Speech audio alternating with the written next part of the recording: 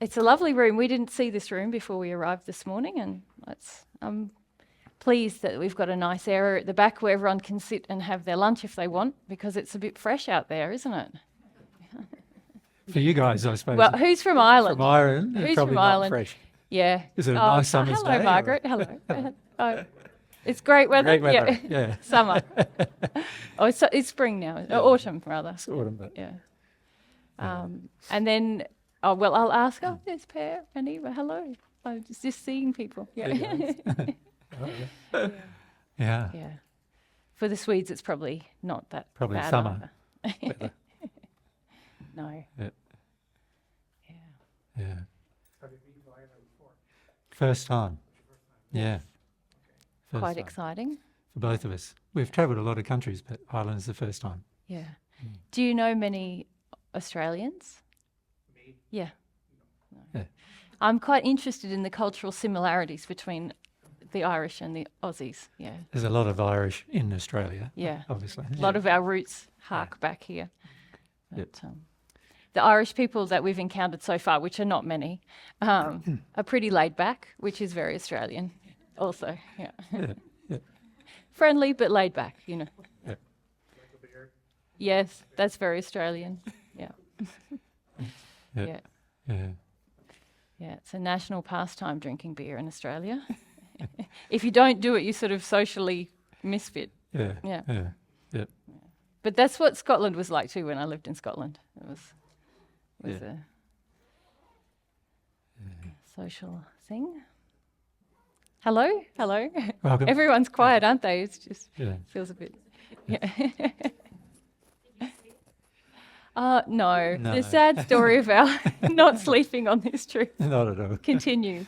Yeah. Yeah. Yeah. We have had some sleep since we came. We're staying in Marie's home. You would have seen Marie at the front, and it's lovely and quiet where she is, which has been nice. But just various factors keep us awake. Light, noises. Yeah, We used to so quiet. we are. Mm. Emotions. Yeah. Yeah, Yeah. different things. So. Yeah. And also it's just been so busy. Like, when we got here, it was midnight before we got to bed, just from the trip, Coming from England, Just from England. but it was just a Here we had to Long travel day. a few hours to get to the airport, and then you wait a few hours in the airport, and then you fly here, and then you got to pick up a car, and then you go here, and then shop, and then Yeah. by the time we finished shopping, it was nearly 10 o'clock, and Yeah. and that's how most of our moving days are. Our travelling days are pretty busy, and Yeah. and then you need the next day to recover, and if you don't recover the next day, which we didn't, you sort of you just you end up with sleep deficits. Yeah. That That's add what up it is. over time. Yeah.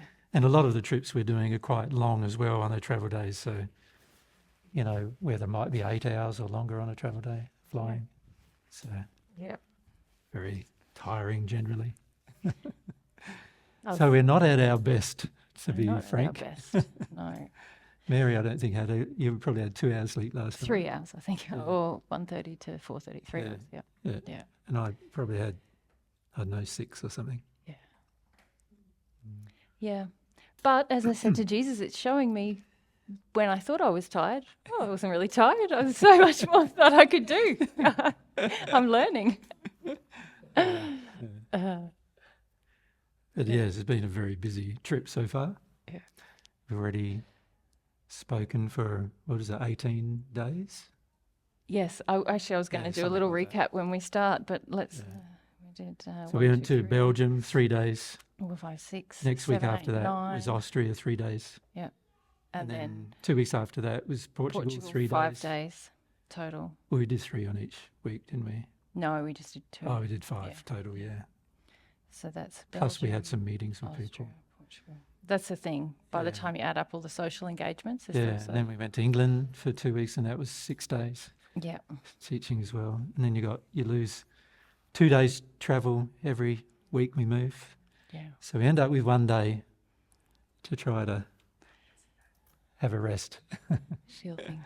So it's, Hello. g'day, how you guys doing? Yeah. All backpacked up. G'day, how you going? yeah. Yeah. I was saying to Marie found our venue, and it's the first time we've been under chandeliers. It's quite, it's not our usual style, but it's quite nice. And the first, is it the first? No, it's not the first one we've had carpet, is it? No, It's the third one. Yeah.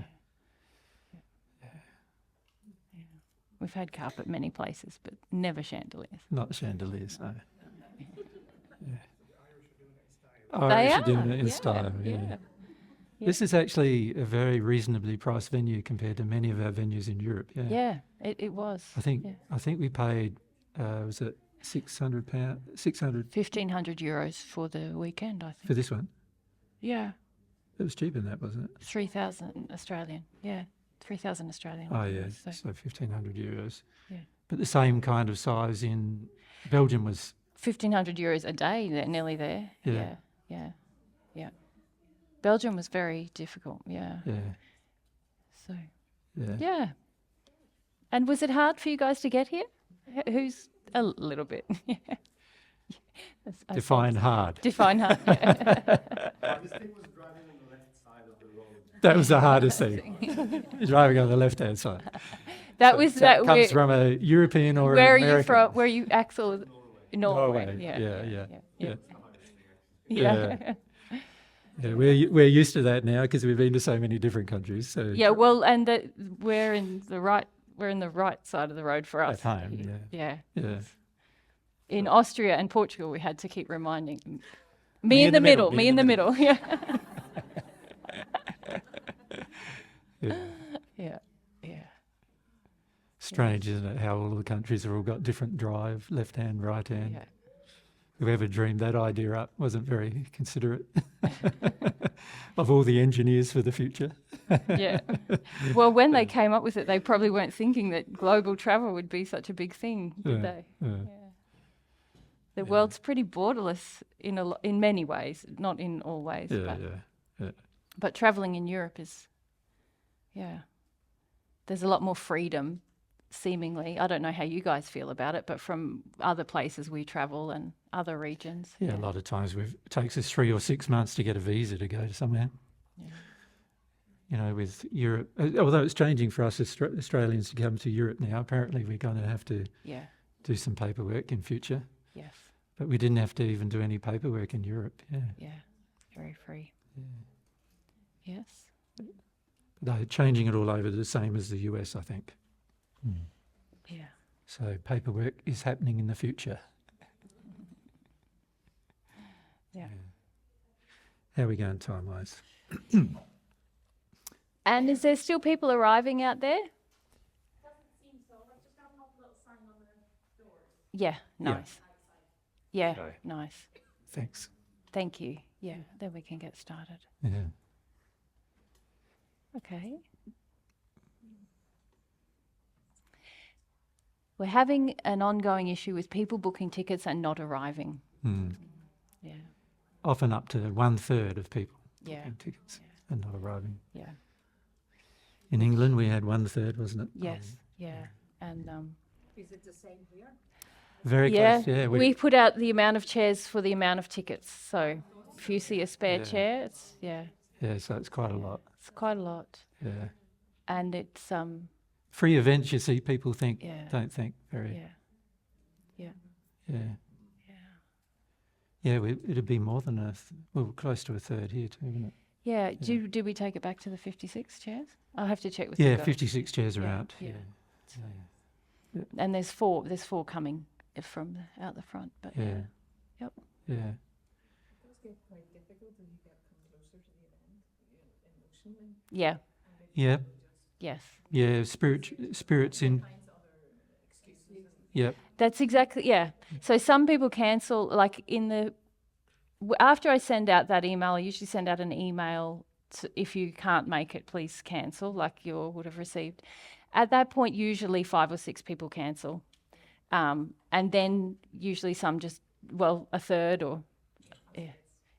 And then, people feel, people feel stressed and worried and then they don't come. Yeah.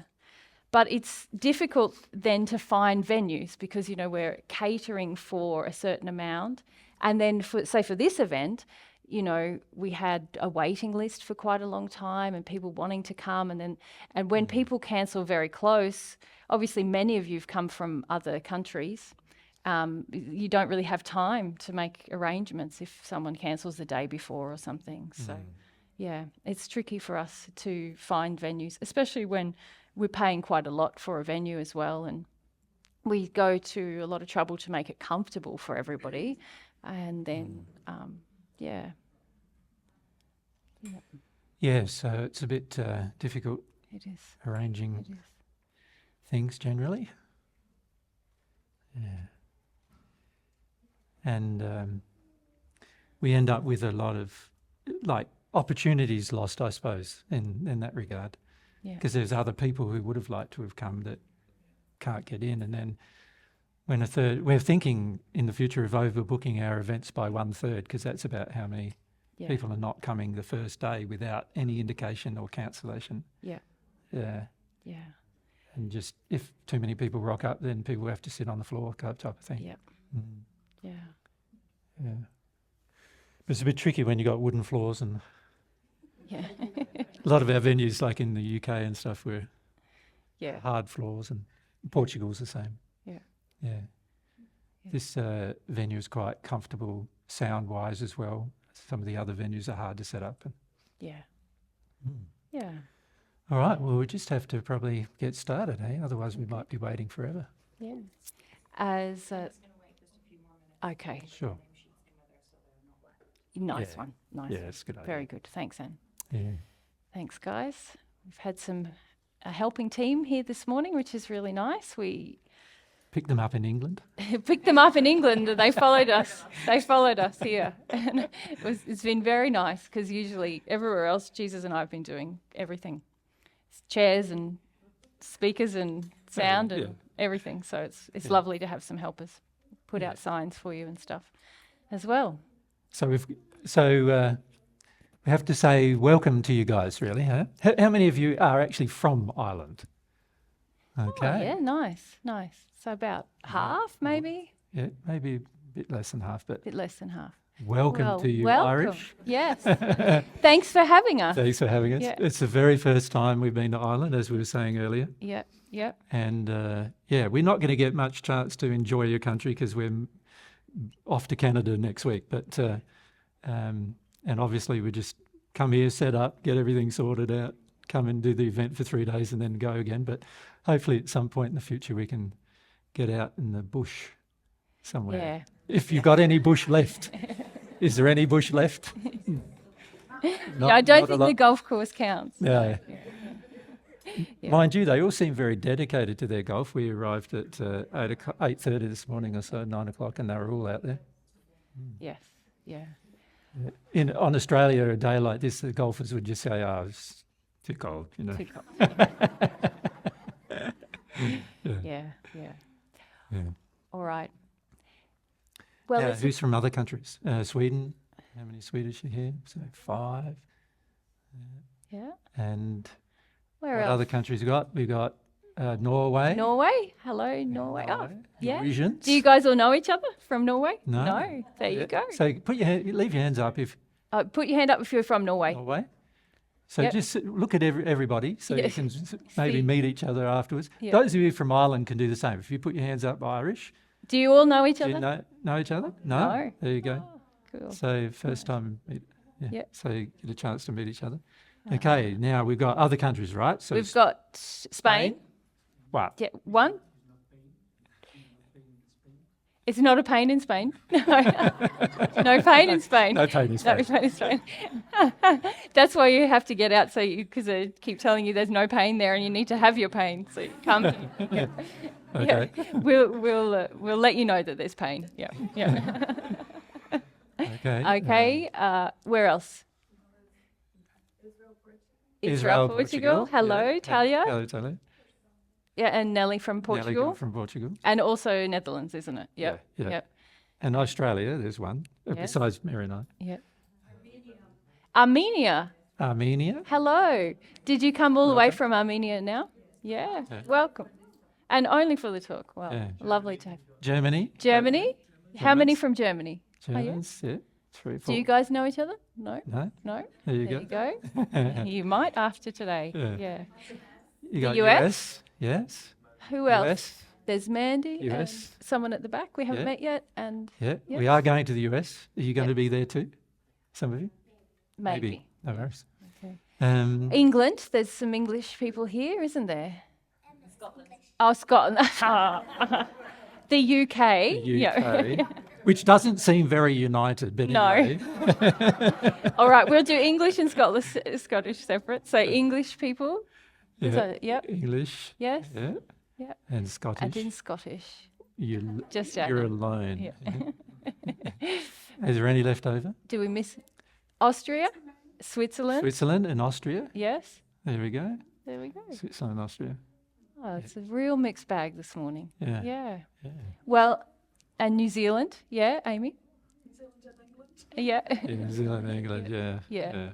Few of you are dual, aren't you? Yeah. G'day. All right. Well, You want to do the normal letting everybody know where everything is? yes. Hmm. Yeah. I did want to do some welcoming too, but Yeah. you stole my thunder. Yeah. Yeah. Right.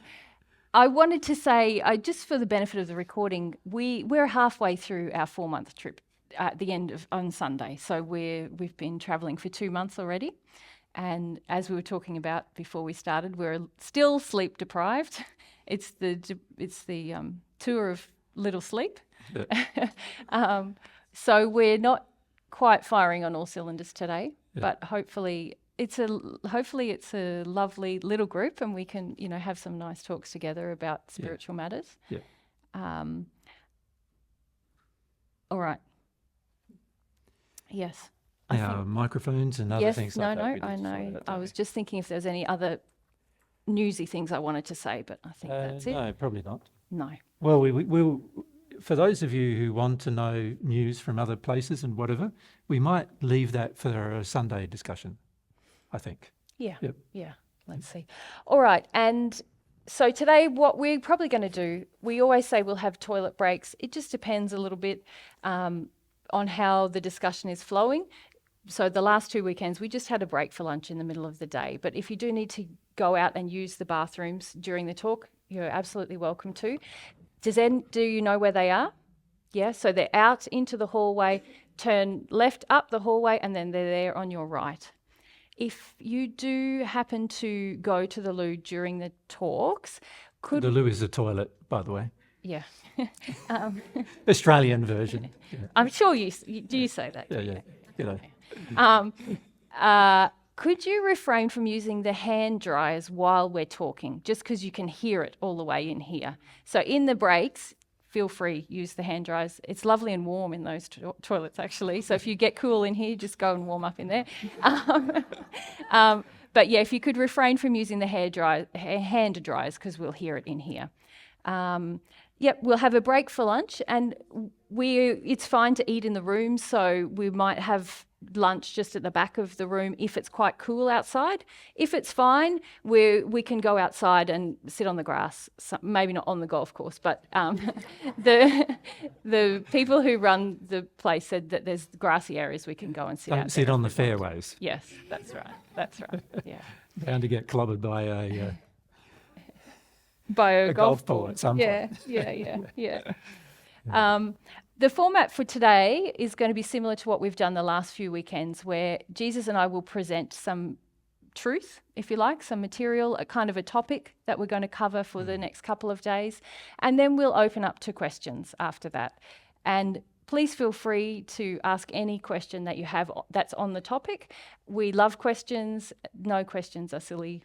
It's all a part of you getting the most out of your time here, is you being engaged. So when you want to ask a question, please raise your hand. And we need some people to help out with microphones today. Who would like to volunteer? Yvonne, yes? And Brian, thank you. Now, you just need to position yourselves in an aisle seat. So maybe we need to do a few swaps there. Yeah. Olga, I wonder if you would mind swapping with Yvonne. And then that's it. Thank you. So when I'm finished this explanation, I'm going to give the microphones, one to Brian, one to Yvonne, and they'll be holding them. When you want to ask a question, raise your hand.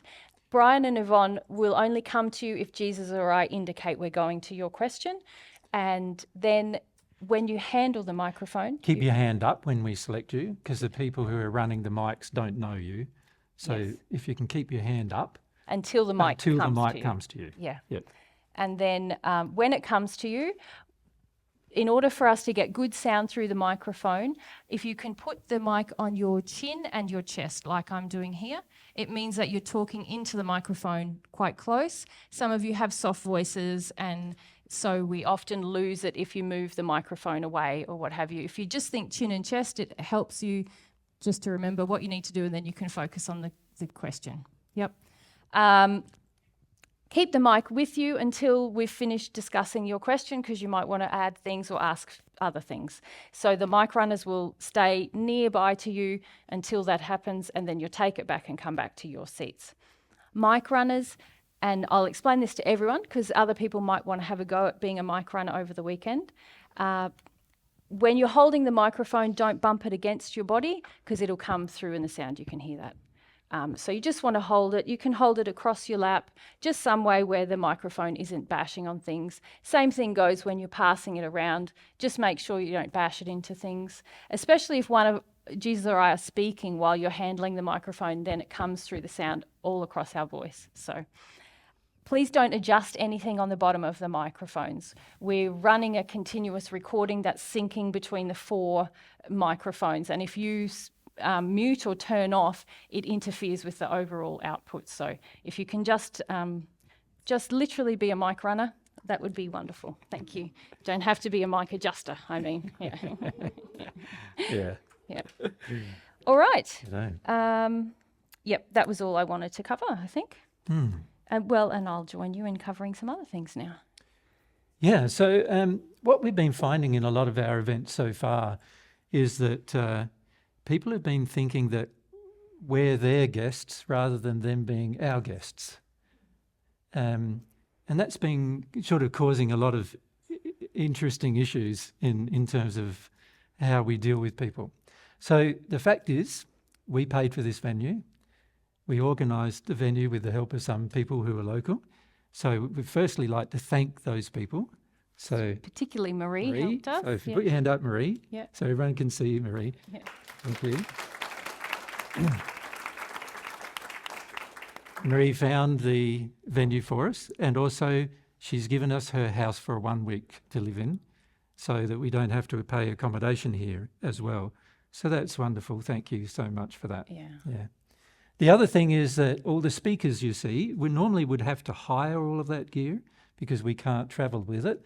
But as it's turned out, some people in England bought all the speakers, and they bought 4 speakers so we could do larger events as well, which we did in England, and all the speaker stands and a few microphone stands and everything.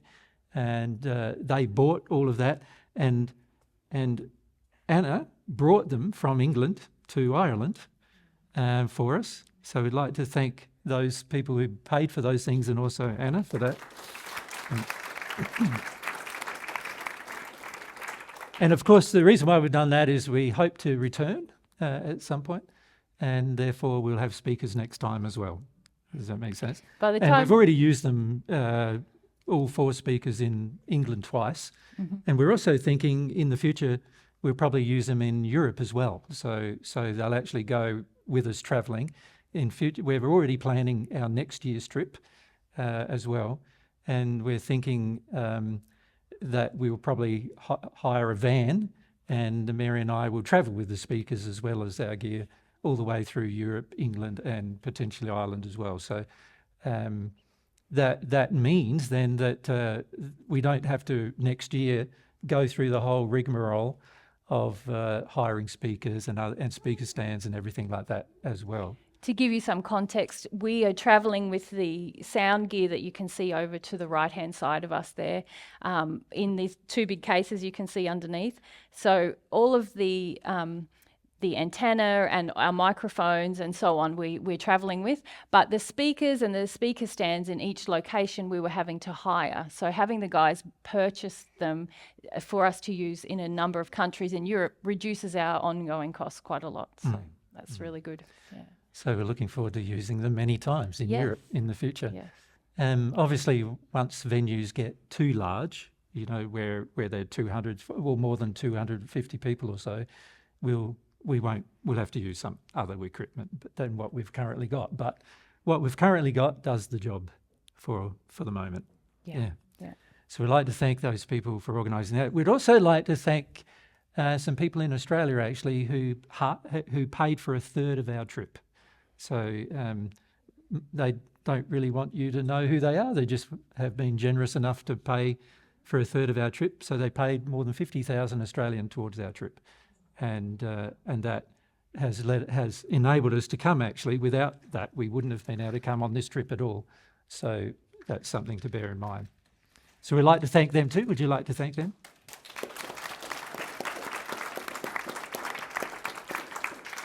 That'd be great.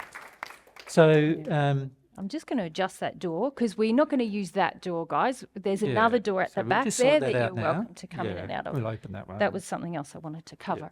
Yeah. I'm used to ducking for the cameras and there's no cameras. Hey guys, I'm just going to lock this door, but you can come in that one back there. Yeah.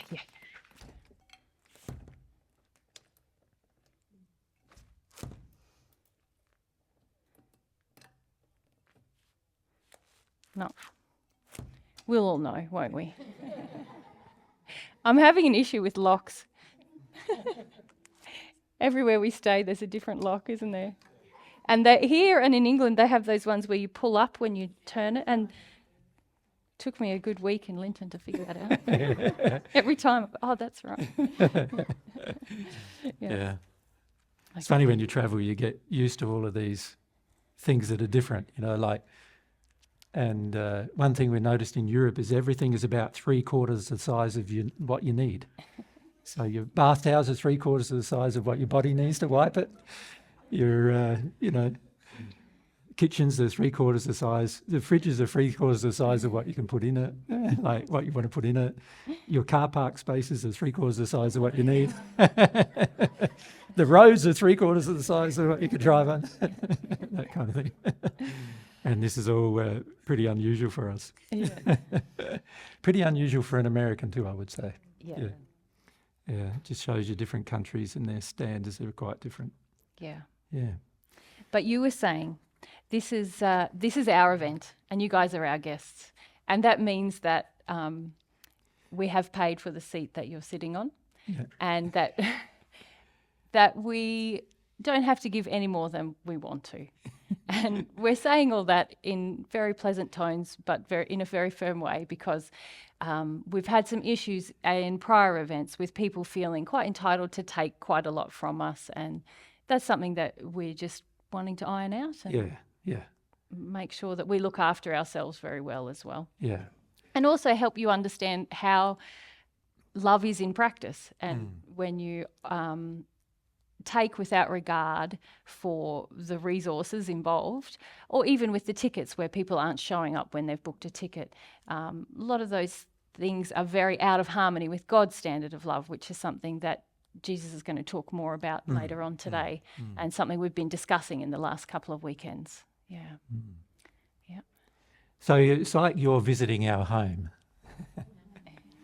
What we've found is a lot of people want to argue with me when I present information, and I'm not interested in having arguments with you. I'm just going to present the truth as we know it to be, and if you don't agree with it, well, that's just too bad. Does that make sense? And you don't need to argue about it. You can just say, I don't agree, and I'll say, fine. And that's important because at the end of the day, being the guest of somebody, you need to bear in mind that they've given you this gift, and it is a gift we're giving people all around the world.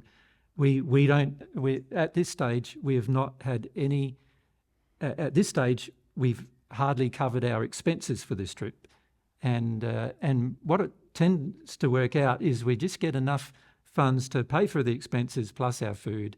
And Mary and I don't generally get paid at all from these trips, in the sense that we don't have a wage that we earn from them or anything like that.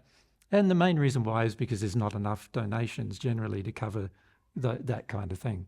So basically we're doing everything we're doing for free, and it's very important to bear that in mind in the event. And we're going to make sure in the future that we make sure that every person who becomes demanding, we're going to have a talk to you about your demands. Does that make sense? Yeah, it's good. All right. Another thing we'd like to do is probably just address some spiritual matters about spirits that are here and things like that. But I think we might delay doing that until it becomes more obvious to you that these are issues. We noticed, though, we just want to say something. We've noticed that you Irish, so put up your hands, you Irish. We noticed that you're very, very tolerant, quite considerate of others. Generally, you don't make a fuss about much. Is that how it is? Is that a general thing? And you don't like to have arguments very much, right? So, and as a result of that, you tend to get bossed around a bit. Have you noticed that? Many of you would notice that. And it's sort of like there's almost like this agreement that if somebody bosses me around, I'll be kind and considerate to them, and if I can do what they want me to do, I'll do that. But if it turns out that I can't, then I won't make a big confrontation about the issue. I'll just try to deal with it as softly as possible. Is that the general demeanour, it seems? So we like you Irish, to be frank, in the sense that you're kind and considerate and those kind of things. What we noticed though is that also opens you to being bossed around spiritually. There's a tendency for spirits to be around you that you're not aware of, and those spirits have a tendency to boss you into doing things, which is something we'll talk about over the course of the group. It's like if everyone was kind and considerate and wanted to get along, there wouldn't be a problem, would there? But no. Unfortunately, in the world that it is today, there's some people who want to take advantage of people who just want to get along and be kind. Yeah. And it is a part of learning how to love is, as a person who wants to be kind, also speaking up when somebody is trying to push you outside of where you want to go. Because they're being unloving towards yourself. So it's something that I think will come up in our discussions a bit this weekend, but something already that we feel spiritually is happening for you guys here in Ireland. Yeah. As a result, there's a tendency that people who like bossing people are attracted to Ireland. So in other words, foreigners who come in, and many even in this group, are more sort of bossy and demanding, and they would like to boss you around a bit. So we're going to address those issues as we talk about things this weekend, because the subject we're going to talk to you about is God's standard of love. So it's been a theme we started talking about since Portugal, I think it was, babe, mostly. Yeah. Yep. And we're going to contrast that standard with like human standards of love, I suppose you could say. And we want to this weekend in particular focus on examples of it, like practical examples of it in 4 primary areas, which we'll talk about in a minute. But God's standard of love is very, very different to human standards of love. And this is why the majority of people, when they pass into the first sphere of the spirit world, rather than at least into the 6th sphere of the spirit world, because the standard of love on earth differs greatly from the standard of love that God has set. And we want to talk about that in terms of some theory first, and which we'll talk about for about an hour and a half this morning. And then we'd like to give practical examples and open the discussion to everybody in terms of what it looks like in practice in different areas of your life. And so that's our goal today, and we'll probably continue that tomorrow. We want to focus, though, on principles. So we've been very focused in the last couple of groups on presenting principles rather than individual responses to your individual problems. So when you raise an issue with us, what we'll probably try to do is refer it to the principles that you can use to solve any issue, but also solve any type of issue like yours. So that way it makes the answer more generalised, but also makes it that you can apply it to every situation in your life, rather than just the situation you are currently facing. Because we would like to help you to sort of come to the stage where you can help yourself really well. You know how to solve your own problems. You know how to understand them and grasp them and then solve them. So we'd like to help you do all that as well. So how many of you have not ever been to a seminar before? That's what I wanted to ask. Yep, so fair Good majority. half, yep. Yeah, more than half. So welcome to your first seminar, right, that we present. They are not unusual, as many in the media seem to claim. They're just a normal presentation of information, facts, and it's up to you whether you decide to retain those facts or leave them be or whatever. Obviously, it'll be to your advancement and advantage if you do apply or do come to understand as truth what we're presenting, and we'll explain why that would be to your advantage or not, depending on what you select. But we're not going to force you to do anything. Mary and I don't run a cult. That would be a nightmare to us if we did. So We're already very tired at this point. running our own life, Yeah. let alone running yours as well. So yes, we're not interested in any of that at all, ever. And we're not, even some of the things we are setting up in Australia and hopefully in other countries are all more to create a teaching environment where people can come to learn truth. And many of you who have watched our videos would already perhaps know that, right? So that's what we'd like to do here too. That's the purpose of being here, is to teach them truth and then let you make some decisions for yourself. So when it comes to God's standard of love, one of the principles we'd like to focus on, what is love as God says it is, not as you think it is. And there's a big contrast between what love is as God says it is versus what love as humans believe it to be actually is.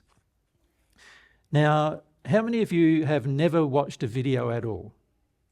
Nobody. No one? So all of you have watched at least one of our videos? So And, Yep. and who has been following along with this trip so far with those videos? Yeah? Yeah. Okay, so Yep. so Fair you majority. already have gotten some of these principles from Yep. some of the videos. Now, the recent videos, of course, haven't been done. So I don't think Portugal's been done yet. Yep, it has. Yep. Has it? Yep. Yep, okay. And there's audio up, I think, even from last weekend, isn't there? Yeah. Yeah. Yep. Yep. Yep, okay. So we are putting some raw audio up for the videographers to use, which is on one of our sites already. And over the next few weeks when I'm in Canada, I'm hoping to get all of the audio up that you can download from one of our sites that's nice and clear audio, clearer than what you've probably already heard. So we're hoping to get that up in the next few weeks, but of course it depends a lot on Mary and my time, and we haven't had a lot of it at this stage. So we must also say thank you for the people who have doing some videos and putting those up, because they've got no affiliation with us aside from just coming along and saying we want a video. So thank you to those people. It lets you watch these things, doesn't it? Yeah. And actually, there is a video being taken today. If you can just be mindful of not bumping this tripod So there's a here, small tripod here in here. front of Charlotte. So just for these And three when people you here in particular, walk- if you can walk around that side Yeah, rather than in down front. the middle, that'd yeah. be great. Yeah. Good-o. All right, so let's look at this problem or issue of God's standard of love. Now, those of you who have already listened, you would already know that I've been saying to people, you've got the spheres of the spirit world, which are basically different places where love, of different gradients of love, you could basically call them. So you can't enter the sixth sphere of the spirit world, for example, unless you have the love inside of you as a feeling that matches that location. And it has to be a feeling, it can't just be a thought. Now, there is a version of love that are just thoughts. In Greek, it's agape, or principled love, which is the thought to do something morally right. to do something good for others. That is a principled form of love, often driven by the mind of a person, but it doesn't necessarily have to correspond with a feeling, right? And what we're trying to do is help people understand that love is a feeling, with the exception of when you're basing love based on a principle. You haven't got a feeling for a person then, but you've got a feeling for the principle. Does that make sense to you? So there's principled form of love, which is, am I doing the right thing by you? That's a principled form of love. And then there's other forms of love, such as brotherly affection, like you're my brother or my sister. That's a different feeling, isn't it, inside of you, if you think about it, where you feel for the person as if they are close to you, like a family, almost a family to you. And you know, many of you know that even people in your family don't feel that way, but then there's other people you meet and they feel like, oh, this is my sort of soul sister or brother, because they feel very similar to you. When you get together, you can chat about things. And this is a feeling of brotherly or sisterly affection for the person. So there's that version of love. There's also versions of love regarding like family. So that's and based upon also about things like relationships. So in other words, Mary and I, we have a friendship, but we also have a sexual relationship. So the sexual relationship is erotic version of love, like a romantic love, isn't it? And for Mary and I, it's like the only feeling of romance we have is towards each other, towards no one else. So if somebody else expected to have a romantic relationship with me, isn't going to be possible, right? Because so there's some forms of love that are aimed just at the other person, and then there's some forms of love that are aimed generally. And it's important for us eventually to understand these versions of love so we know what it feels like as an emotion to express these kinds of love. So, and what you're really saying there, isn't it, is that even in all those forms of love that Jesus has just described, on earth, what we're calling love in those instances is often very corrupted. Yep. But there is God's standard of love that we can bring in to every each one of those those different forms of loves. love. Yeah. Every one of them Whether has it's a standard that God has set. a feeling for God's principles that are in harmony with love, or a feeling of romantic love that's in harmony with God's standard, or a friendship or a brotherly or fellowship, sort of a feeling with others that's in harmony with God's standard. Yeah. Yeah. So what we're interested in is what is God's standard of love with regard to these different types of love, right? That's what we're really talking about. Now, many of you would have already known from what we've previously discussed that when God designed the human soul, he designed it as a perfect unit, a perfect soul that splits in half when it incarnates, and two bodies are, I don't know if the man's wearing dresses nowadays, but I know the Scottish do wear kilts, but I'm not. Right, so two bodies created, physical body, spirit body. And of course, in this case, a heterosexual soul would have the female side for the predominantly feminine half of the spirit body, of the soul.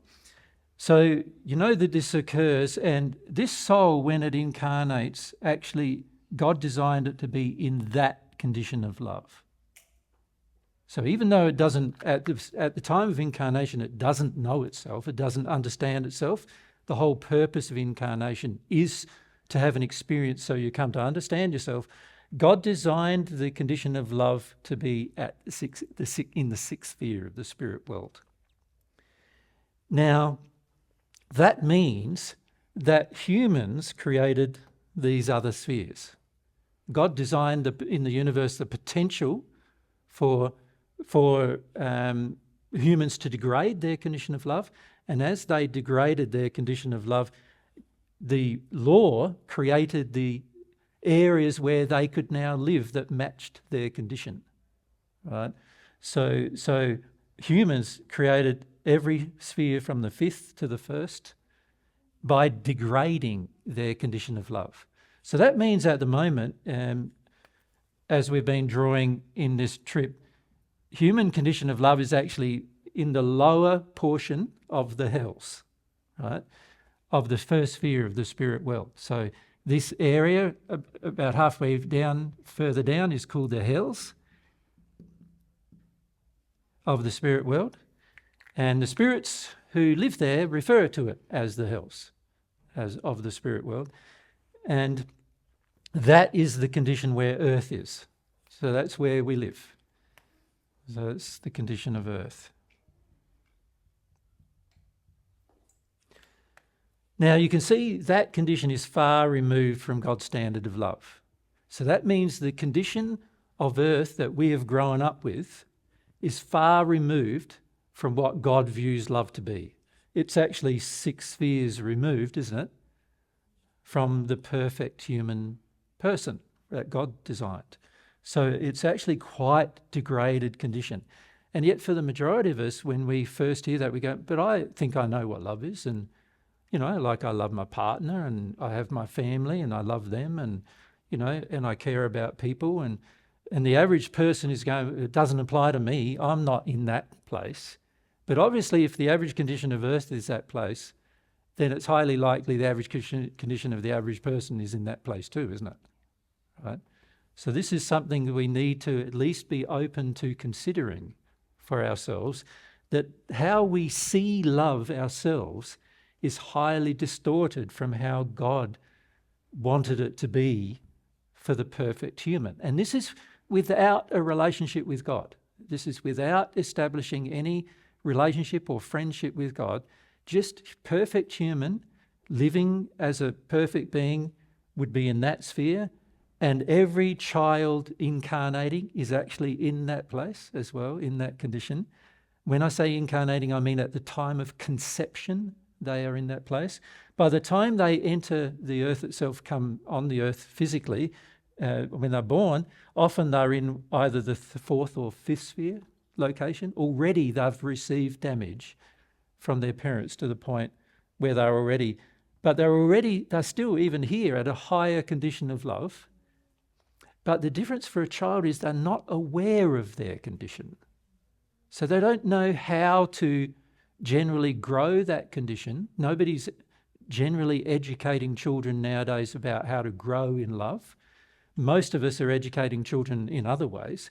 You think when you went to school, the very first, when you're in grade 1 or, you know, when you're, say, 5 years of age in Australia it is, I don't know what it is here in Ireland when you first go to school. What is it? 4? 4.5, 5. So around that time, imagine the very first year was just focused on teaching you about love. Now that would be very interesting, wouldn't it, in terms of what would happen to the child now understanding what love is in terms of for the rest of their life. But that's not what happens. They taught how to speak or write or a bit of maths or other things that the world views important, but God actually says, no, those kind of things are far less important than learning about love. So the problem is the child, by the time they've arrived, when they're born, they're in the 4th sphere, and usually by the time they are 7 years old, they are in the hells with their parents, right? Due to what they've absorbed and what they've felt from the environment, and how they've also been educated by the environment has had a large impact on that degradation occurring. And usually in the teenage years, they then act upon that condition and oftentimes even degrade themselves even further. So many teenagers are often in the lower hells by the time they're a teenager, because they're starting to act on things like puberty. During puberty, they start acting on sexual impulses, and because they've been trained to act on them in the same way the world generally around it does, this causes then them to act in ways that finish up degrading their condition further. And then during 20s and 30s, most people sort of stabilise that a bit. And sometimes nowadays, it's unfortunately in the 40s or 50s that they start stabilising that a bit, where they go a bit wild in their teenage years and in their 20s, and they stay a bit wild sometimes nowadays, even into their 30s, right? And it's only once they've had a bit of experience in life and start recognising the pain that such things are causing, that they start increasing their condition and saying, I'm not going to do that anymore. And, I've got to deal with that and not act in that manner anymore. So you think the average young man in his 20s or teens, late teens, he'll drink a lot, right? But then by the time he's in his late, 20s or even 30s, if he's usually had some negative results from drinking a lot that has caused him to maybe temper, tone down his actions. And so as a result of that, he raises his condition a little bit, right, to be what the average is. So they drink occasionally, just like everybody else does, rather than getting drunk every night and every weekend, that kind of thing. Does that make sense so far? Yeah. So you can see that the Earth's condition is not very good, and we've all been educated in this Earth. So as a result, we can't expect our condition, by the time we hear of any truth, from God's perspective, we can't expect our condition to be anywhere near what God's standard of love is, because our education has been in completely the opposite direction. So that's the issue we face. The problem is we have an image of ourselves to uphold, to ourselves, right? And that image of ourselves is often thinking, I'm up here somewhere. I'm better than I want to believe that I'm better than what God's standard of love is demonstrating to me I am. So unfortunately, that creates in us a deep resistance to hearing truth about what God's standard of love actually is. All right? Now, God has put into place a number of systems to help you get out of this place, out of the place where the earth is. God's put into place a number of personal systems which are to do with just you and God, really. And then God has also put into place laws that help govern your future direction. And it's very important to start to also understand that. So what we've introduced, and I might just flick this over, hopefully I've got enough clearance. Do you need it loosened on the end as well, Nelli? All right. Just loosen a bit. Yep. Not too much though. So God has put into place a group of things. Firstly, there's things that are personal to you, and those things are the operation of the conscience, which is not just your conscience. The conscience is a mechanism that God designed in the soul, in each half of the soul actually. God designed a mechanism via which God could share truth with you, and all you need to do is ask. But you have to ask at an emotional level. That's how the conscience works. So the conscience works in an emotional way. Now you can see straight away that if we tune down or out of our emotions, the more we tune out of our emotion, the less sensitive the conscience is going to become. But when a person is a child, generally that conscience is quite well attuned. So an example is, how many of you can remember the first time you stole something? Yeah? And how did it feel? Did you feel like, oh, that was great? Or did you feel like, oh, you felt a bit bad about that? For most people, they felt a bit bad about it, right? And that's because the conscience at that point in time was quite attuned to there being something wrong, and it's attuned to God's truth about whether they did the right thing or not, right? So what then happens generally is if the attunement results in some pain and we don't feel that pain, we tend to try to shut down the operation of the conscience. So we detune from it further. So the next time you steal, if that was a pattern, you'd have more justifications for doing it, right? And this is how people get into a pattern of doing something wrong. Initially, generally, the conscience does bother them, and particularly when they're younger, it bothers them. But then as they as they do it more often and more often and more often, you have to desensitize yourself, emotionally desensitize yourself to letting it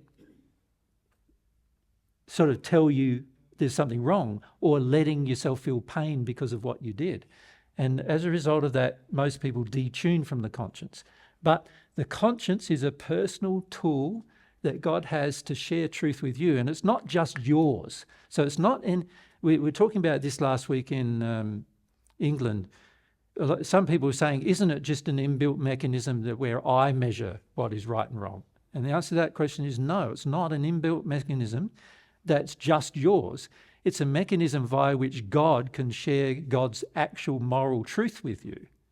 And so therefore, it's a mechanism that involves God sharing truth and your ability to hear it. Right? And the more you desensitize, the less ability you have to hear it, obviously. And so then you act like you're without a conscience, eventually. Right? Or what happens for most people is they're without a conscience in certain areas of their life, and they have a conscience in other areas of their life. And there's certain areas of life where you want to be desensitized, and there's other areas of your life that you like to, understand what's going on, and so therefore you're more sensitive. Right? But that's a personal gift that God has given you to share truth with you. And it's not just truth about you, it's truth about everything. You can ask truth about how the world works and how the universe works, and all sorts of things you can discover as long as you are emotionally open to receiving the answer, and that's the critical part. You have to have a certain level of development sensorially and emotionally in order to receive answers. An example of that is like, let's say you've got a 3-year-old child and he's got a fairly good connection to the conscience, and he asks mummy, where did I come from? Like pretty basic question, where did I come from? And now, if mum goes into a big scientific explanation of where the child came from, if the child does not have the intellectual development or emotional development to understand the answer, then it's just going to go way over the top of its head, isn't it? So if mum talks about cells and, cells coming from the man, cells coming from the women and all of it, which is actually what's going on, but if she talks about all of that and makes it really technically accurate, if it's beyond the development on many levels, if you think about it, it would be divine. If it's beyond your development intellectually, if it's upon your greater than your development emotionally, but it's also greater than the experience level you've had, and it's also greater than the exercise of the senses that you have. So an example of that is the sexual development of the child hasn't worked yet, and so the sexual responses to their penis or vagina is not going to be anywhere near as sensitive as once they've developed. So if it's beyond the sensory development of the child, then of course the child won't understand the answer. That makes sense? Yes, if we question.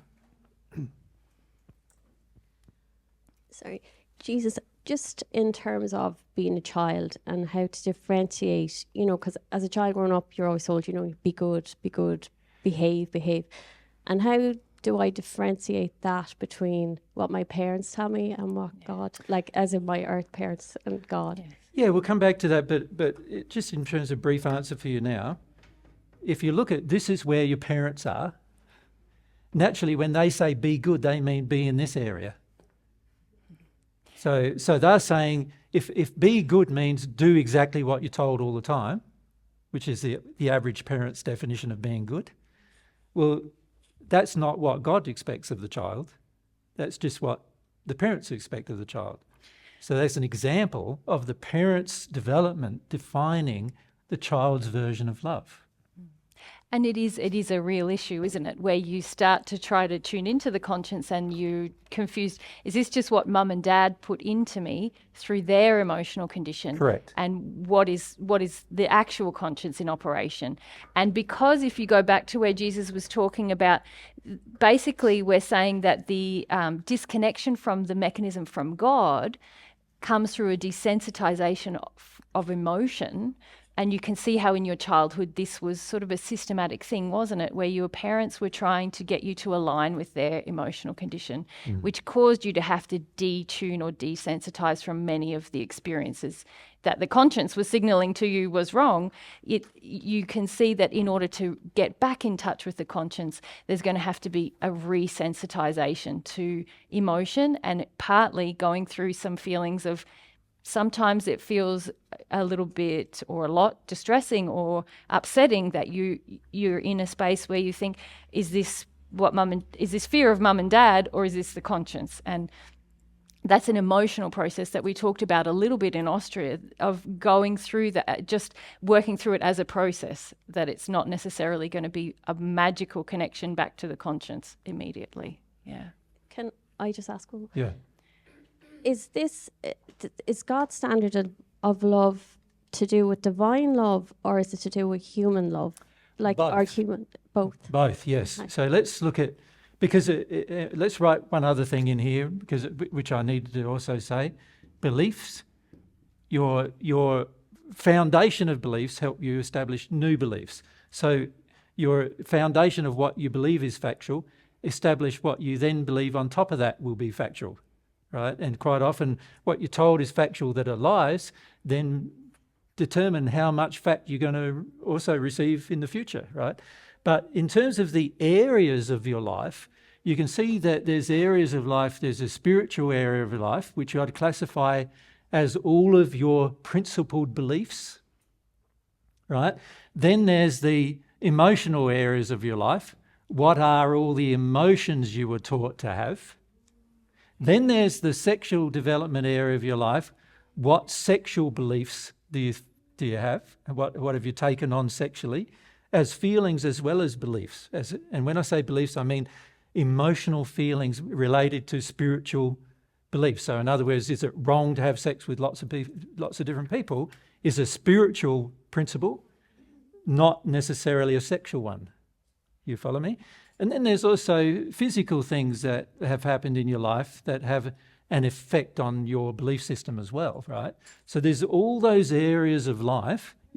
And for the most part, we've been trying to simplify for most people the areas of your life down to those 4 primary areas, because that's where the 4 primary experiential things are for you, in terms of what's happening in your life. And in every one of these areas, what's happened is your parents have had a set of beliefs in harmony with love that are this, you could say in wide disharmony with love really, but in harmony with that version of what they believe to be love, which from God's perspective is actually quite evil, right? That's where your parents are. Now, when it comes to the reception of love, God, there's 2 parts for love, isn't there? We can receive love from God and therefore receive God's standard of love, which will include the standard of love of how we love others, but it will also include the standard of love of how we love ourselves and love God, right? It'll include all of those things. Alternatively, we can develop a standard of love based on human concepts, right? But it's still, God has established them as a standard as to how humans should love each other and love themselves. And those standards God imposes on the universe through law without God being involved in the sense of directly involved in educating the human, right? So he's directly involved with the conscience in the sense of sharing the truth about them, but he's not directly involved in the feelings, because to be directly involved in the feelings would be opposite the law of free will.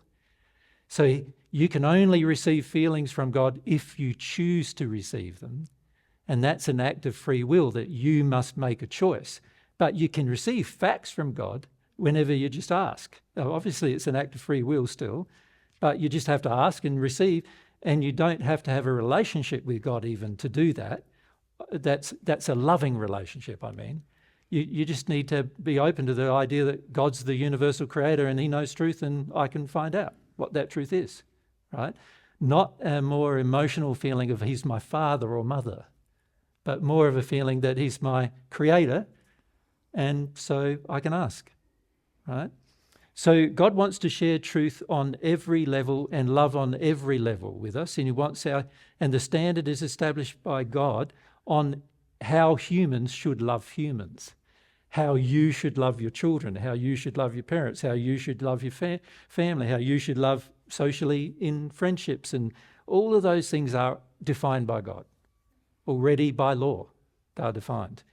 So the law is like a big structure that creates a strong definition of what is morally right when it comes to love in every aspect of your life. Make sense? Yeah, there's so much to it, isn't there? Like it feels that there's so much There is so much to it, yes. And I'm assuming God's love is principled love is based on principle love, is it? No. God's love for all of humanity is based on principled. So the laws that govern our existence all are based on God's principled love. So he principally wants to create an environment for us that's easy to live in, that has easy to learn, how to become happy, that there's consequences so that we can learn from our actions and understand free will. So that's God's principled love. But when we long for God's love and receive it, that's a very personal That's love. his personal That's love. God's affection for you. That's God's affection for just you. Just Jean. Yeah. Just Jean. Yeah. Yeah. Like I feel so far removed.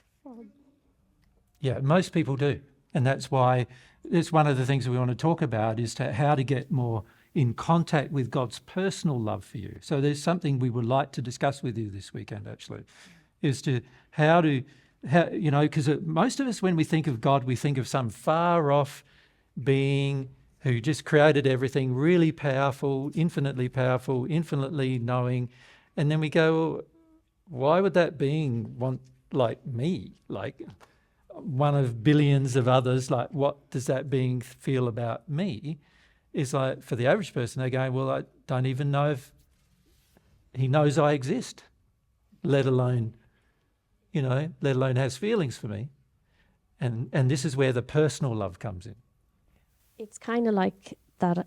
It's very hard to have a concept. And like when I see you and Mary, like we can see you there. But with God, it's just... Correct. And that's the difficulty most people have opening their heart to God, because it's very hard to open your heart to somebody you don't have a correct concept about, isn't it? So that's something we would like to discuss with you this week. Yeah, That's why we talk so much, yeah, isn't it? Yeah. Because Jesus often says, it's when you make that connection with God, so many questions are just answered about God's nature.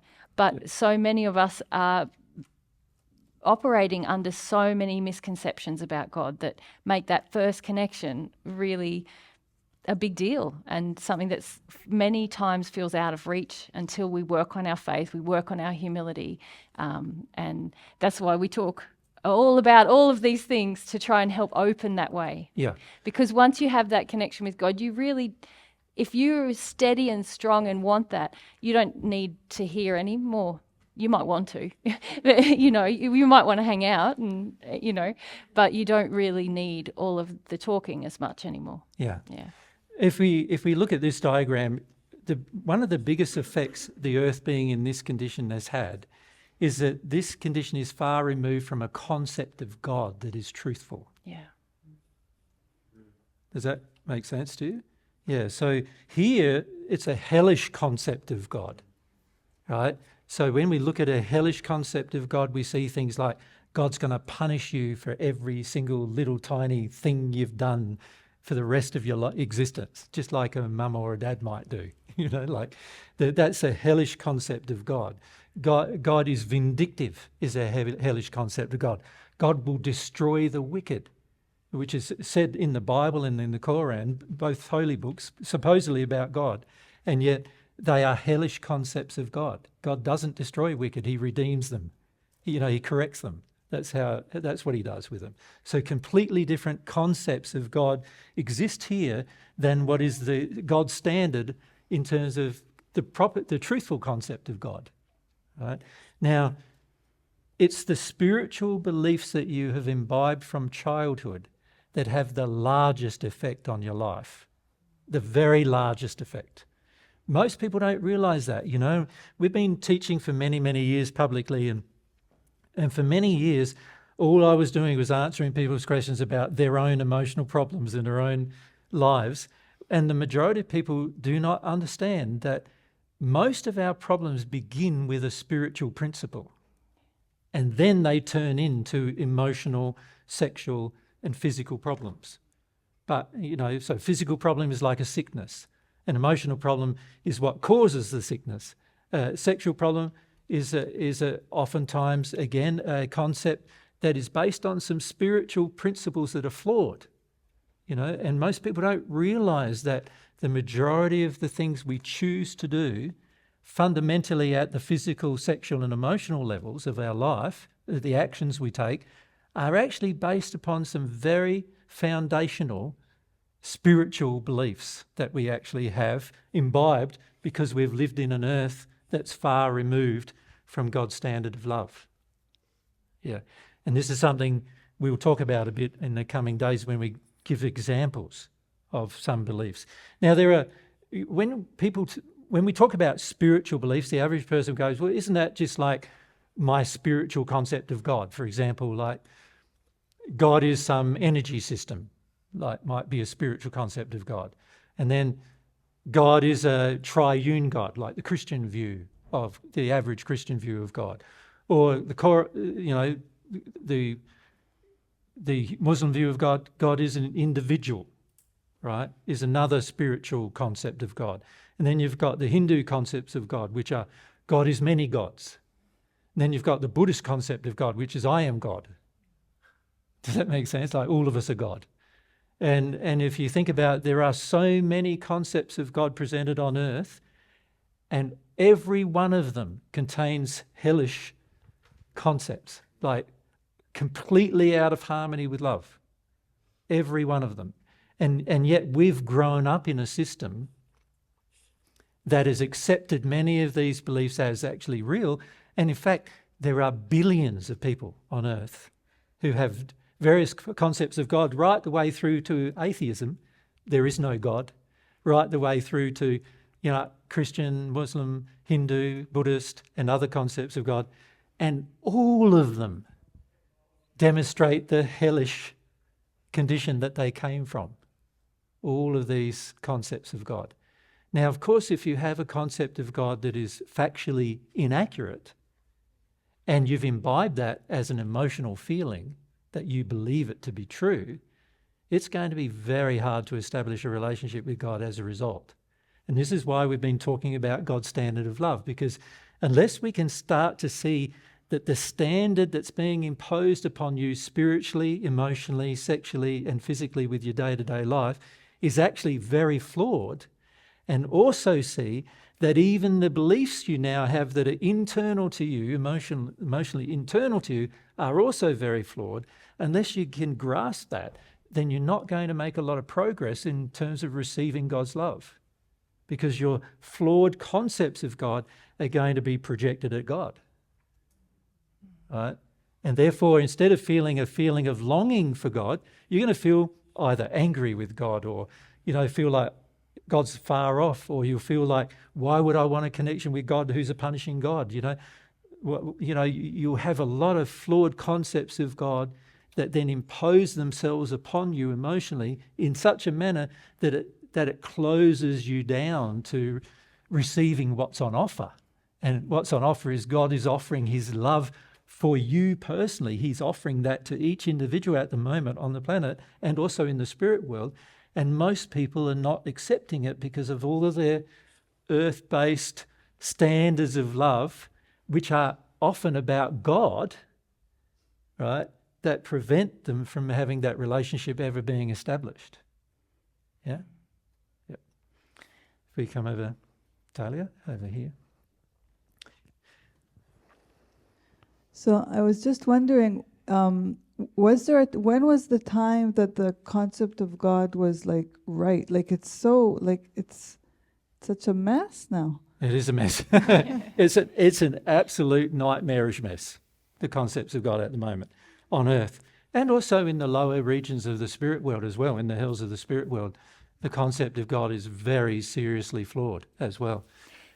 You'd have to say when the right concept of God exists inside a person, the seventh sphere. It's pretty much when or you... the eighth sphere, really. Yeah, when you transition to the eighth sphere is Yeah. when you really get it right about God's nature. Yeah. So until that point... Until that time, you're going to have a wrong concept of God. So even if you were to incarnate onto the earth in the sixth sphere, you still don't know God. You know, Yep. you don't, and you have to gain the right concept of God. So You see, the sixth sphere is how you should love humans. So if you are in the sixth sphere, you know how to love people properly. And you also know how to love your environment properly at that stage, right? But you still don't know how to love God properly or how God loves you. You don't understand those things yet, right? And the perfect human can never really understand any of those things without receiving God's love, because it's God's love that changes your soul and therefore changes your mental concepts after it changes your soul into understanding how God loves. Right? So not going to understand those things to the eighth sphere of the spirit world. The problem is on earth, like you said, it's a terrible mess in terms of concepts of God, and the concepts of God are so distorted and so bad, and they've come from such an early time in our life. You know, and this is all, for most of us, our concepts of God were well and truly established by the time we were 7 years old. And those concepts of God have and continue to have a large impact on our desire to receive God's love, our desire to have a relationship with God on a personal level. And this is why, you know, a part of awakening to our problems is awakening to the facts of life. And one of the facts of life is the earth is in the hells. That means that I've been educated by the hells. That's my education. And by the time I've become an adult, I am well educated and well entrenched in the beliefs of the hells. Yep. So besides this teaching, like there's no other place on the planet that is teaching anything correct about God. No, there are some truths in some areas. You know, there are some concepts that are true, but then oftentimes there's big contradictions. Like the average Christian will say God is a God of love, but the average Christian also says you've got to fear God. But God's nothing to fear because God is only love, and He doesn't want us to have fear. He wants us to have love. He wants to be motivated by love. So when they say you're to fear God, a completely false concept of God. The average Christian will also say God will destroy the wicked. In fact, many Christians will say God will torment the wicked forever in hell. Now, that's pretty bad when you think about it. That's like what a demon would do. Isn't it? Like when we concept of a demon is somebody who wants to just cause your pain for the rest of your existence. That concept of God is like demonic concept of God. It's an evil concept of God, and yet it's in a faith that claims that God is love. So there's all these contradictions about God, and the contradictions mean that internally, emotionally, we get contradicted as well. So we go, do I really want to have a relationship with that person who's willing to torment somebody for the rest of their existence? Like, would you want to have a relationship with somebody who's willing to torment a person for the rest of their existence? I don't know whether I would, right? And there's these hellish concepts of God that get imposed upon your attempts to have a relationship with God. And that's the problem, is that while these hellish concepts exist, I am going to impose them upon my relationship with God and also upon my relationship with everyone around me. Now, the only way I'm going to change from that is to awaken to the problem. To awaken to the problem requires a whole set of things for me that need to occur to me. We discussed the sort of general processes in England about what is required in the process of an awakening. But it starts with some level of intellectual awareness that there's a problem. And then it deepens from that into a point where we emotionally understand the problem to the extent that we release the problem and it's not a part of our lives anymore, right? So this is very, very important, that we need to consider our concept of God, and our concept of loving others is so distorted that almost unless we have progress to become at one with God, we're going to be very distorted on anything to do with standards with God, and particularly when we're in the hills, we're so far removed from that.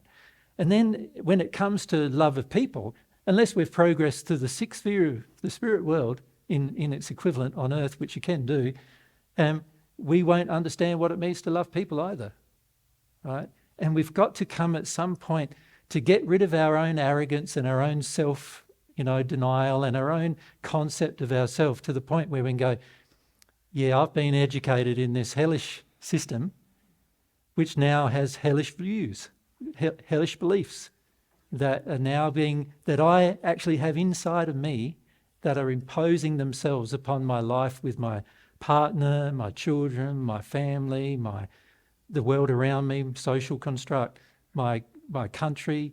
It's all imposed upon me. Does that make sense? And so we need to at some point realise and be humble enough to go, this is where I am, most probably. And how fast I can get rid of many of these spiritual beliefs about love, because all the spiritual beliefs pertain to love, and also about God, the speed at which I can get rid of them, which is going to have to be done through experiencing them, not just thinking them. The speed at which I get rid of them will determine how fast I progress. Right? For some people, that might be 1,000 years. For other people, it might be a few hundred years. For other people, it might be 20 or 30 years. But it just depends on my own desire to see, my own desire to become aware and awakened as to how far I will go. And it hardly has anything to do with anybody else, except we do need to find out what the false concepts are and what the truth is about love in particular and about God in order to make the progress occur. Yeah. It's just, but some people, let's say, that are in different beliefs, let's say whatever they are, and they're good people, so some of them would be in a different state than, like, they wouldn't be necessarily in the hells. I'm just trying to, I don't know, I'm just kind of interested in this. No, I can't agree with that statement. Okay. Every false belief that is spiritual, that is in disharmony with God, is going to make you do very unloving things even though you're not aware of it. Right? An example of that is Second World War, right? Most ministers were teaching their congregation that the men had to go to war to fight the evil of Hitler's regime, the evil of socialism, right? Now, many of the people who went thought they were good, doing a good thing. Of course, when they were there, they realised they weren't, right? But they thought they were, right? But the reality is, state-sanctioned murder is still murder at the end of the day, right? And this is where you end up with problems. So the average person who thought, this is an extreme example, the average person thought they were good, but doing very bad things because of their beliefs. And this is the trouble. For many of us, most of us don't have a lot of confidence in the first incarnation. Most people don't have a lot of confidence in the spirit world. They don't have a lot of confidence that it even exists, right? And so many times they do everything they possibly can to save their own life and the lives of their children and their family, even if that means being very unloving in the process, right? Now, the average person thinks, I did it for my child, that it was an act of love. That's the hellish view of love. I did it for my child, so therefore it was an act of love. I killed my child's abuser, or I killed my child murderer. It was an act of love on my part. This is what a mother or father does for their child, right? That's the view, but it's a hellish view of love. Anything that is spiritually corrupt is going to cause other corruptions. You follow? So every false belief on earth is not only false, but also evil in its intent. And this is where most people and I don't agree with each other. Most people go, oh, but yeah, there's good people in every church or in every belief. They can't be good while they believe false things. No one can be good while you believe a false thing. All right? Now, of course, there's varying degrees of false things you might believe, which would then cause you to be more evil than someone else. Right? An example is, I met one New Age fellow, he said, it doesn't matter if people die because they're all going to have a spirit existence anyway. Right? And I said, well, what does that mean? He said, well, you know, they're all going to have a spiritual existence anyway, so it doesn't matter if you kill them on earth. And I said, does that mean you would murder someone under some circumstances? He said, probably. Because of that spiritual belief. So this was a conversation I had probably 25 years ago with a man who had some New Age spiritual beliefs. And isn't that amazing? Can you see how the spiritual belief caused him to then say it's going to determine his actions? It's going to determine what he chooses to do. And your spiritual beliefs will have a very large effect on what you determine to do. So if you believe loving your child is more important than loving your partner, you will choose your child over your partner. If you believe loving your child or your partner is more important than loving somebody else's child, you'll choose your child over their child. If you believe that your life is less important than your child's, you will choose to sacrifice your life for your child. And all of those things are hellish versions of love. You follow? Yeah. So the problem is the belief systems, so we're talking about these spiritual belief systems now, these belief systems that are spiritual will have a huge effect on what you choose to do and how much you nullify the conscience as a mechanism of keeping you in alignment with what is morally right. Because your belief system is going to go, well, if people are going to die anyway and they're going to live in the spirit world anyway, then what's the problem with me killing them now? Right? If you don't understand the full version of God's love and what it imposes, you will then use that reasoning to take actions upon it, even though it's a hellish reasoning. It's a reasoning that began in the hells. Yeah. Yeah. And can we also say that it doesn't just mean that because somebody comes to a Divine Truth seminar and they intellectually say, oh yes, I agree with all of that, that doesn't mean they're not in a hellish condition either. It's the actions that you take based on your emotional beliefs and the emotional beliefs themselves that define your condition. So it is possible for people to discover God's laws and to live in harmony with the conscience in various ways, and that will assist their condition. But generally, on the whole, everyone on earth is suffering from this terrible disconnection from the conscience and a terrible missing the mark of God's standard of love. And that includes almost everybody who's ever heard Divine Truth. Yeah. Because a lot of the standards are not yet in their heart. The standards are just, oh yeah, I think this is the right thing to do. I think I can agree with that logically. But unless the standard is in your heart, when it comes to, push and shove, as they say, as it comes to actual life, what is in your heart is going to determine what you do, not what's in your head. So what you feel to do is what you will do, rather than, so you can see that unless I feel myself to be in this, and I am in this condition actually, and instead I think I'm there, but I'm actually there. There's some people in this room believe they're there, but they're actually here, right? And while I'm here, those feelings of this place, which are all the feelings I grew up in my whole childhood and everything, and also all the feelings I imbibed through my own actions, cause me to be here. Those feelings will define what I end up doing. So if I don't feel the standard of love, God's standard of love, with regard to my interaction with you, then I will act the way I feel, which will come from here towards you. So if my feelings towards a woman are, my mother taught me she taught me this way by giving me feelings that I'm a man, so therefore she will clean up after me and she will do things after me and she will make my meals. And she kept doing that my whole teenage life as well, all the way through my childhood, teenage life.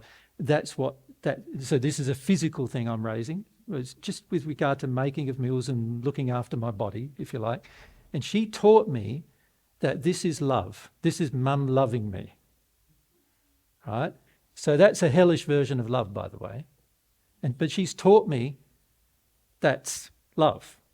And in the process of teaching me that's love, I now have inside of me a feeling, this is how a woman loves me.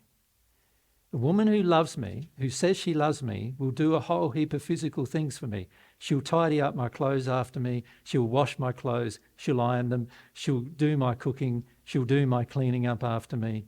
Right? That's one of the things she'll do. Right? It's a hellish version of love, but I'm going to have it inside of me. Right? My mum has it on the giving side, and I have it on the receiving side. Right? Now, in me on the receiving side, what am I going to do? The next time I have a relationship, so let's say I find my girl, have a relationship with her, how is she, my definition of love for Mary will be, she's got to cook for me, she's got to clean for me, she's got to, do all of those things that my mum did, because my mum loves me the best. Right? And mum is going, I don't like your wife because she doesn't cook for you and she doesn't clean for you. And, doesn't she know this is how you love a man? Right? So mum's even supporting him in his damaged version of love with his partner. Even his mum supporting me. And so he's going, because you don't do that, you're not as nice as my mum. My mum's the only woman who really loves me, which is what the mum wants to feel. But it's not love. It's not love because you've taught him to become reliant and abusive to other women. Reliant upon and abusive too. That's not love. It's a hellish version of love. And yet, how many mothers have that with their sons? The majority have that with their sons. And daughters. And daughters, yeah, and daughters. But often with the sons, because there's also the additional codependent thing is I'm going to turn my son into being better than his father. Right? There's also that, And so the son grows up believing he's better than every other man as well in the process. And it creates huge problems in their later life, all because the spiritual belief comes from the hells. You follow? So a lot of people, what you would define as good, God defines as evil. Because God's definition of love is much higher than yours. It makes sense? And this is the problem we face on earth. I'm not saying this from a point of judgment. We've got to come to terms with the fact that this is the facts of how things are.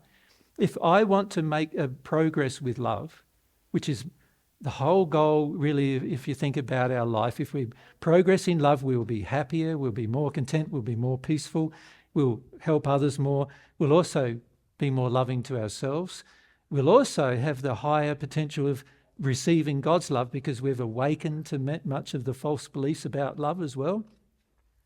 If I can do that, then my growth is dependent upon me accepting that where I currently am is highly distorted and very evil compared to where God would like to see me to be. Yeah? And this is why when we say, but people are good, I can't agree. I see people doing many evil things from God's standard. Now, I'm not saying that you can't get out of that. And I'm not saying that you're permanently condemned because of that. What I'm saying is humans all have a responsibility to get out of that for ourselves. And if we all exercise that responsibility, the whole world is going to be better as a result of us exercising that responsibility. But if we all ignore from the beginning the fact that the earth is in the hells, and we all ignore from the beginning that I'm probably there too, right, then how are we going to make change? We're basically ignoring the facts of where we begin, yeah, which we need to make adjustments to, yeah. Thank you. Eva, and then down here. Just leave your hand up when you... I had a question about the conscience and how to awaken it in a specific area of life. Yep. And for me, it's actually my total anger and how I behave towards my man. Well, towards everybody, really, but your Okay. man being the person living with you is probably the person who's going to receive the brunt of it. Yeah. Yep. And, well, I have touched on conscience on some areas, which I find is extremely helpful, Yeah. but not on this one. It's just wham.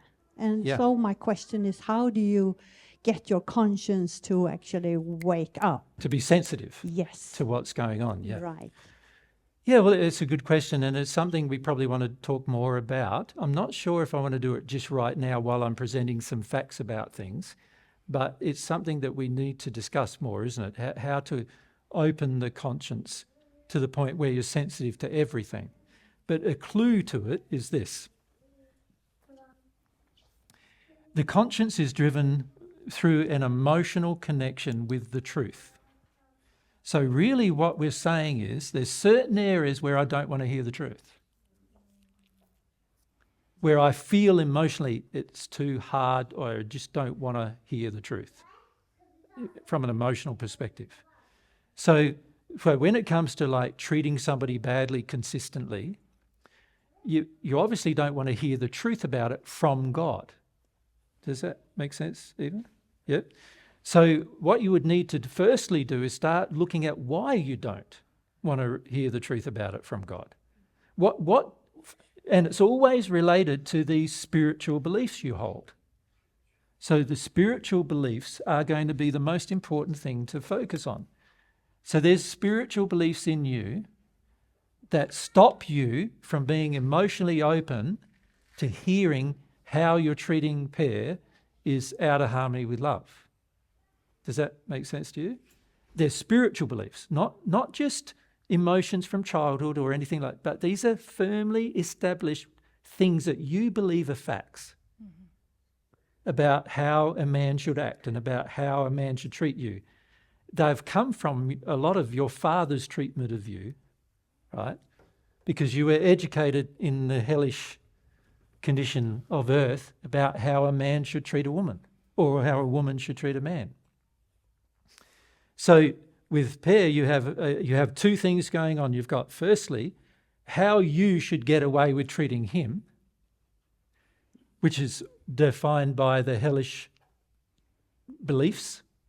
And then it's how he should treat you and he doesn't. And that's also defined by your hellish beliefs. Does that make sense? The last one, I didn't get that. How he should... Well, one is how you treat him. Yeah, that's clear. That's defined by hellish beliefs. Yep. And the other one is how you think he should treat you. How you feel he should treat you is also defined by hellish beliefs. Now, unless you're prepared to examine the spiritual aspects of that, your emotions and other actions towards him physically, sexually and emotionally won't change. You've got to start examining what spiritual reasons or justifications, you could call them faiths, what faith, corrupt faith, do you have that causes you to believe that how you want him to act towards you and how you should be allowed to act towards him, right? You've got to allow yourself to look at both of those things and see where they're wrong and actually eventually feel that they're wrong.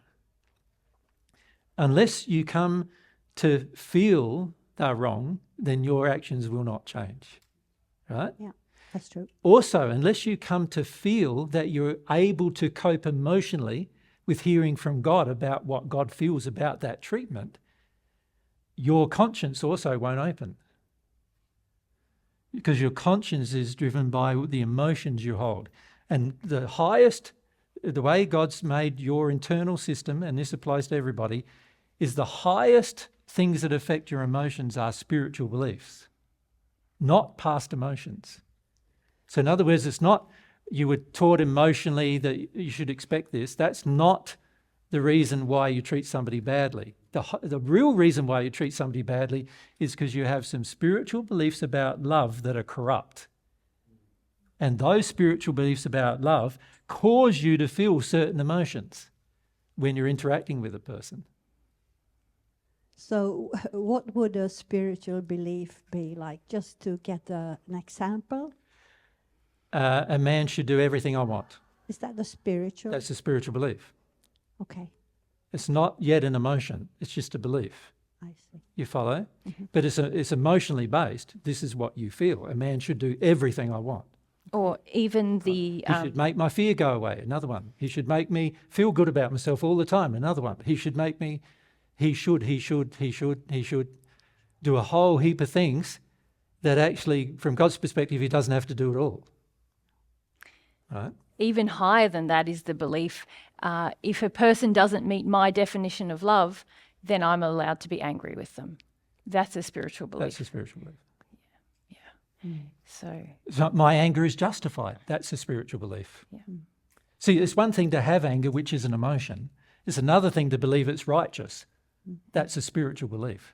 yeah, That's right. yeah. So for most people, when they're angry, their spiritual belief is, I'm justified in my anger and I should visit it upon others. So there's well. there's spiritual beliefs about equality, where you feel superior to someone, or you feel, like I was saying, when you have a definition of love that isn't met, then you feel like, well, then all bets are off. I'm allowed to behave however I want because my definition of love was not met. Yeah. Those things are spiritual beliefs. They're saying this is the way the universe should operate. If you think about it, you're trying to create your own spiritual law, which is if love isn't met, according to my definition, then anger is okay. Yeah. That makes sense. Makes Eva? sense.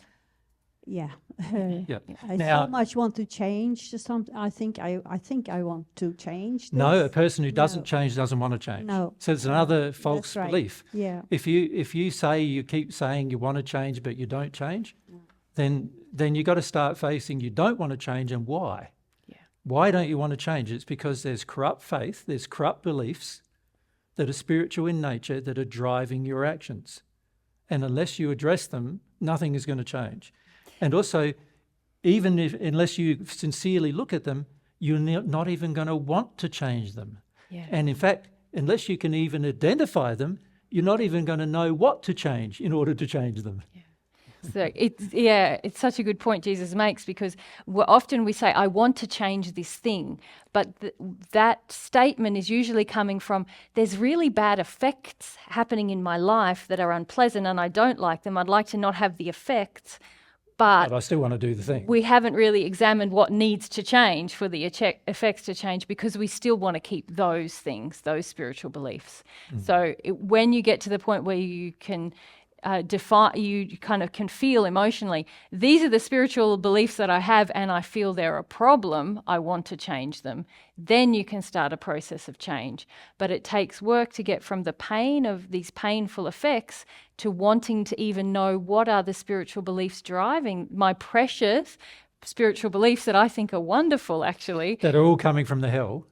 from my hellish education, but I value them very much. Otherwise, I wouldn't keep doing all these things.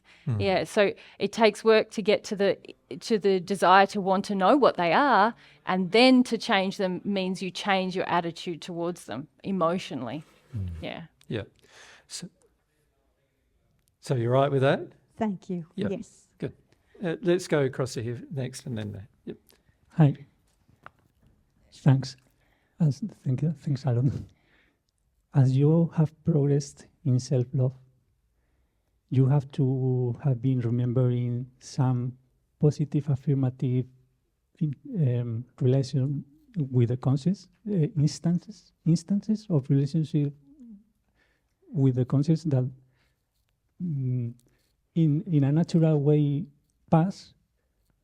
Those memories sort of is a question, sort of nurture the arrogance of one, because we can say, for example, I think, well, in my arrogance last month, I have been remembering basically a good positive reaffirming moment in my infancy of interaction with the conscious. I thought, Yep. but it's a bit arrogant because you have made the example of the stolen. And then I have to that I remove that. Do you understand? Well, say that question. Sorry. The thing is, Do you want to say it in Spanish? No, I might not understand it with the Spanish accent. You have to go very slow. you, But you have remembered. I'm sure of that. Many instances of the past of yours in your progress in self-love. Yep. When you as having received already God's love, yep, you are not behaving in that memories like a natural spirit, because you can feel that was the conscience and not you. For example, the guy that were right in this interaction with God, because an spirit can say, the adult in that occasion, when I have had 7 years old, when I was 7 years old, the adult in that conversation has no the reason, had no the reason.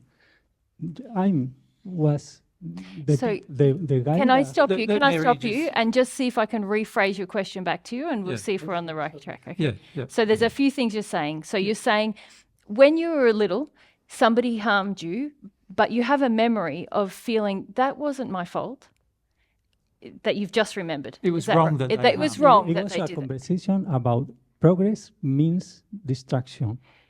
Yeah. No, And hang on. I'm not finished summarizing. sorry. Just Let Mary that's one summarise point fully though. first. That's one point though, wasn't it? Just you had this memory recently that you had an experience when you were a child, and you were being harmed, but you remembered the conscience sort of giving you a prompting. This wasn't my fault, or I'm not to blame here. and, Is that one thing you said? no, that the reason is by my side and not by the side of the adult. The reason in a conceptual thing like progress doesn't mean distraction at all. So to progress, it do not require distraction at all.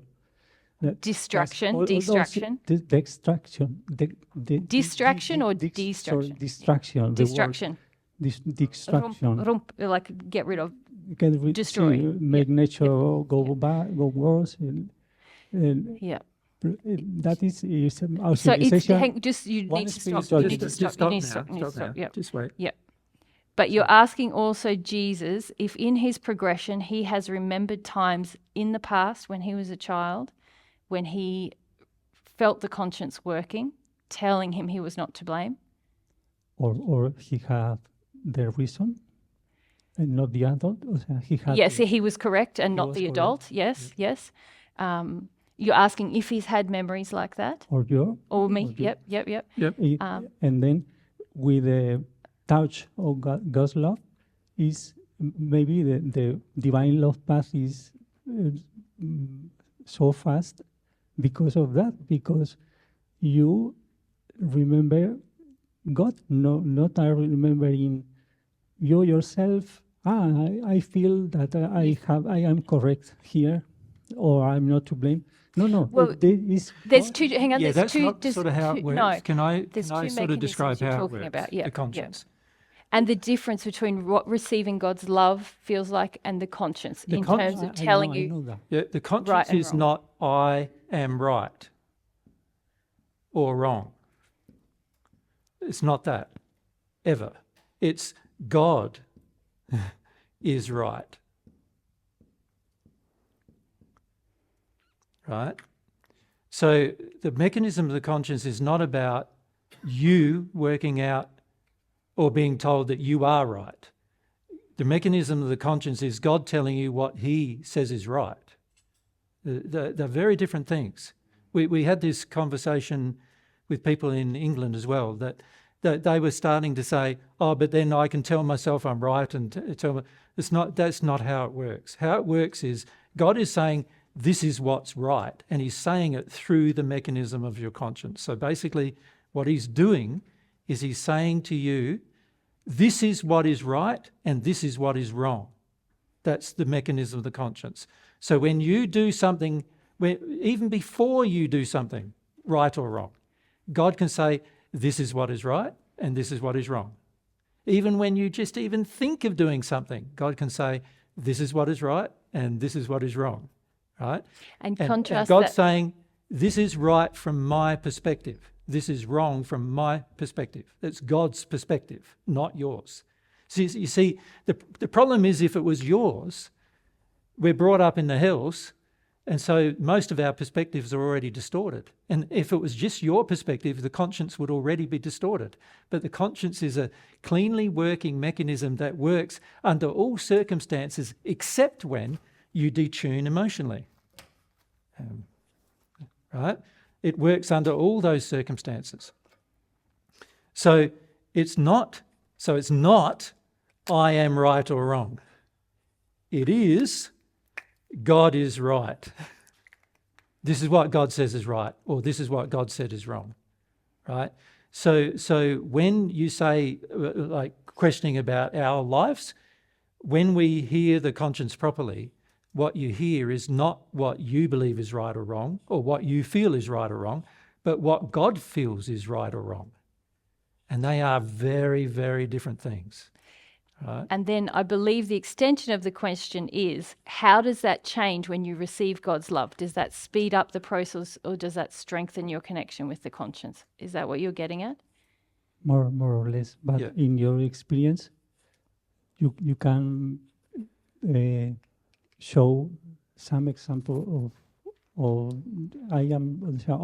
memory of a positive, affirmative interaction with God that you rejected in that moment. Then, as As a child. coming from Yes. God or the universe, do you reject it? Well, we all have rejected that, isn't it? So we all have rejected. So you're talking about as a child sort of remembering rejecting the conscience, giving you a signal about what is right and wrong? A signal that Yes. because our poor development in self-love, we cannot absorb because of... Let's just stop. Yes, I think we definitely. understand the Yeah, question well yeah. enough. So Well, it's we just- understand the theme. Yeah, we understand the theme of it. The main thing is this. To get this stage to the stage where I can receive something from God about whether it is right or wrong, I have to have an emotional openness to the truth God is trying to share with me. So in other words, if I've got feelings in me or beliefs in me that say, I don't want to hear that, I don't want to hear that from God, that thing that God is saying is going to be, if I act upon that, it's bad. If I act upon that, my parents won't like me. Or I act upon that, the world's not going to like me some way. Or if I act upon that, I've got to feel some things, and I don't want to feel some things. So you can see, every time I shut down emotionally, then of course I'm shutting down my conscience, and then God can't share with me on that subject what is right and what is wrong, right? So in order for me to not reject what is coming from God, I have to get to a state where I'm prepared to feel my emotions about anything God may share. So if God says, in a state where you're a child, for an example, and God is saying how you're getting treated now is wrong, now that's a truth that God can share. The child, if it's emotionally closed to that truth, so in other words, the child may have previous abuse history, which says to the child that the child is to blame for the abuse. In other words, that when a child is treated bad, it may already believe by that stage that the reason why it's treated bad is because mum and dad think he is bad.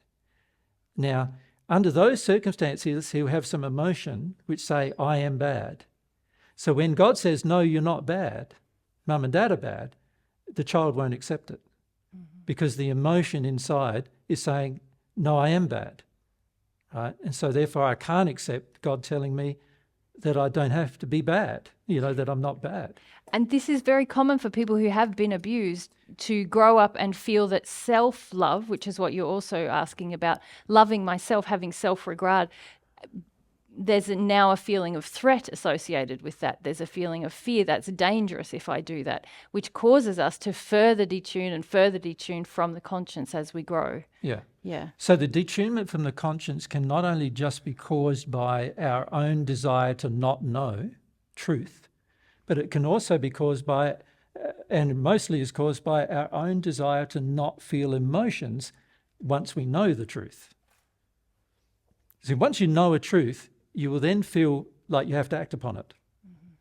And for many of us, we don't want to act upon truths, and so we'd rather not know them. It's easier to not know them than it is to know them and then not act upon them. Like, as soon as you know something, it's much harder to not act upon it. So if I am going in I am in my system going, I don't want to feel something, then many of us then also go, well, I don't want to know about it either. Right? I don't want to know it either. So God is just sharing what God knows with us here through an emotional process. It's right or it's wrong. And I am going, well, I don't want to know that. I don't want to know that because I've got feelings that I would have to feel if I know that, or I've got actions I might have to take. I might have beliefs I may have to get rid of. I may have to take some actions that I would prefer, that I feel are going to be dangerous in my future. So actions that are also that I don't want to take. And so because of that, I've got emotions that go, don't do that. Beliefs, spiritual beliefs that say, if I do that, I'm going to be harmed. So rather than us thinking, if I do something in harmony with God's truth, I'll be protected by God's law, we go, if I do that in the world, in the hells, I'm going to get harmed, right? That's how we see it. And so we start then going, I don't want to know what God is right, what God feels is right. I want to know that I am right. Because I am right to resist my feelings. I am right to save myself. I am right to believe in fear. I am right to believe that if I act in a hellish world, then my situation will be worse rather than better. I am right believing all these things. So I'd like to believe I am right. And then most people then start calling that the conscience. But you were right to refer to that as an arrogance. That is, and as a child, very often the circumstances are very extreme in the child's perception, in order, for example, life-threatening to receive the truth that actually God feels I'm not to blame in this situation that I'm in. But in that process of giving up that feeling, it is almost like the inception of arrogance, isn't it? Because then we start to believe we have to live in that belief that we are to blame. And then before you know it, we get to this state where Jesus is talking about as an adult, where we're saying, I am right. I am right about this not self-love. I'm not loving myself. That is... Can I maybe give an example from my first century life, right? My father, Joseph, believed that I was the coming Messiah. He felt he was told by an angel that I was, and so he actually believed that I was the Messiah that was foretold in the Hebrew scriptures of our teachings, the Jewish faith. Now, so that's what he believed, and then so that sets the scene. Now, quite often I got feelings that were contradictory to my father's feelings. So quite often I got feelings that my father was wrong. So my father, this happened very young age, like 5 or 6 years of old, I could feel my dad was wrong. And I didn't have any fear associated with my father. So I told him he was wrong. Right? I told him he was wrong and he beat me every single time. Like I got beaten every single time I told him he was wrong. And that was like, in the end, it was daily, every single time. So my father, Joseph, beat me every single day or most of my life, right? Because I would constantly tell him he was wrong. See, the average child under that circumstance, given the fact they're brought up in a hellish environment, would go, I just accept that I'm either wrong, or if Dad's wrong, don't say anything. At least that, right? But I couldn't accept that. The conscience, my connection with God didn't allow me to accept that. And so it meant I got beaten every day. When I was around 7 years of age, I was sent to a school for soldiers. And I was there for 2 years because my father thought he couldn't beat me into submission. Maybe they could, right? And the soldiers came back 2 years later. So this was in Egypt. The soldiers came back 2 years later and told my father, we have to beat him to death because he's not going to change. So by the time I was 9, my father knew he could not stop me from saying, like, what the truth was, except by killing me, right? And he didn't want to kill me because he believed I was the Messiah, right? Now, if he didn't believe I was the Messiah, he may have had a very different idea. He might have chosen to kill me instead. I was considered to be a disobedient child by the average Jew. Yep. And this is why, as I grew up, many of my peers wanted to do the same as my father did with me, because I couldn't stay silent, and I couldn't just concede that an error was not the error. I couldn't just accept it as truth, right? Now, you can see, and I had a lot of spiritual protection as a result of living in harmony with the law, myself living in harmony with the law. So that's what kept me alive, right? There's many times I would have died before I was even in my teenage years. There was many times I could have died just because of that one thing that I couldn't let the truth go, right, with regard to any matter. Now, the average child nowadays is brought up in the state, all right, the same state my father attempted to bring me up, in this state which says, your mum and dad are upset with you, you just damn well shut up. Even if you think differently, you at least don't say anything, because that would be disobedient. That would be not loving to your parents, right? So the average child is brought up to be thinking that way right from the beginning. The only difference is by this stage I had a connection to God that was strong enough to go, I can't agree. Like, no matter what happens to me, I can't agree. Now, you can see from that example that if the child is allowed to speak the truth and stay in harmony with the conscience, then it's unlikely the child will ever separate from the conscience in its life. But if the child is beaten into submission every day, constantly criticised, constantly pulled down, and there is an openness to receiving that, which has already been established by the parents, then it's highly likely the child, by the time it's a teenager, will have a lot of compromises with their own conscience. Because they're going to hear the truth, but at the same time go, I can't follow it, without potentially dying.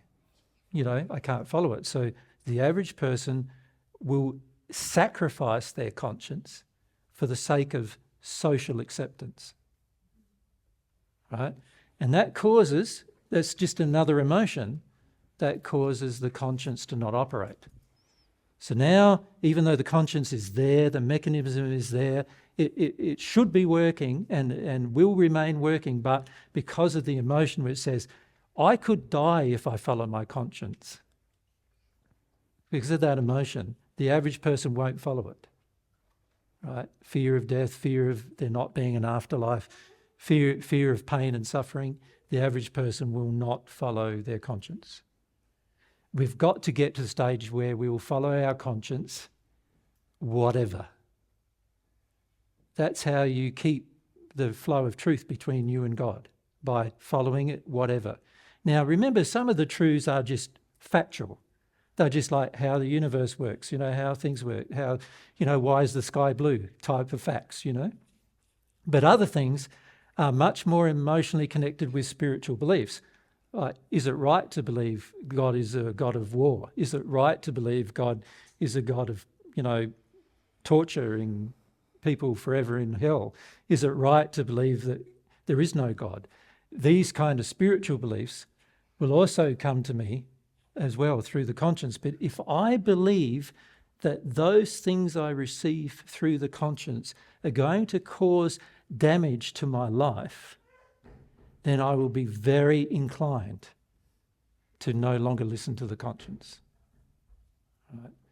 And that's the thing to bear in mind when it comes to the operation of the conscience, is if you stay in harmony with the fact that God created you to deal with any emotion, He created you to deal with any experience, He created you to handle anything, you're the pinnacle of His creation. He created you to handle everything that's going to come along in your life. And that if I follow my conscience, my life will always be in harmony with God's truth and laws, and therefore the most safe it can be. If I have that feeling, which is a spiritual belief, then I will keep my conscience open. But if I have spiritual beliefs that tell me the opposite to that, then I'll be very tempted to close down my conscience and its operation more and more and more, to the point where I'm totally numb to it. I don't even know that it happens, and I can't hear a single feeling from God about any matter, right? And unfortunately, that's where the majority of us have gone, even in our childhood, because we were pushed in that direction through experience, and particularly through the experiences with our parents. The problem is that we have then done a thing to substitute the conscience, which is arrogance. And that really is, I am right. Or more specifically, I know what's right and wrong, right? That's arrogance. With the condition of arrogance, we do it to protect our emotions. We do it to protect our actions. We do it to protect our experience. But we don't understand that now we have completely divorced our life from our conscience. So now we cannot hear God at all on any truthful matter. And as a result of that, everything will be determined by what I just think is right and wrong. And the problem with that, of course, is most of the things I think are right and wrong are so far removed from God's standard of love that they're unrecognisable from the love perspective, right?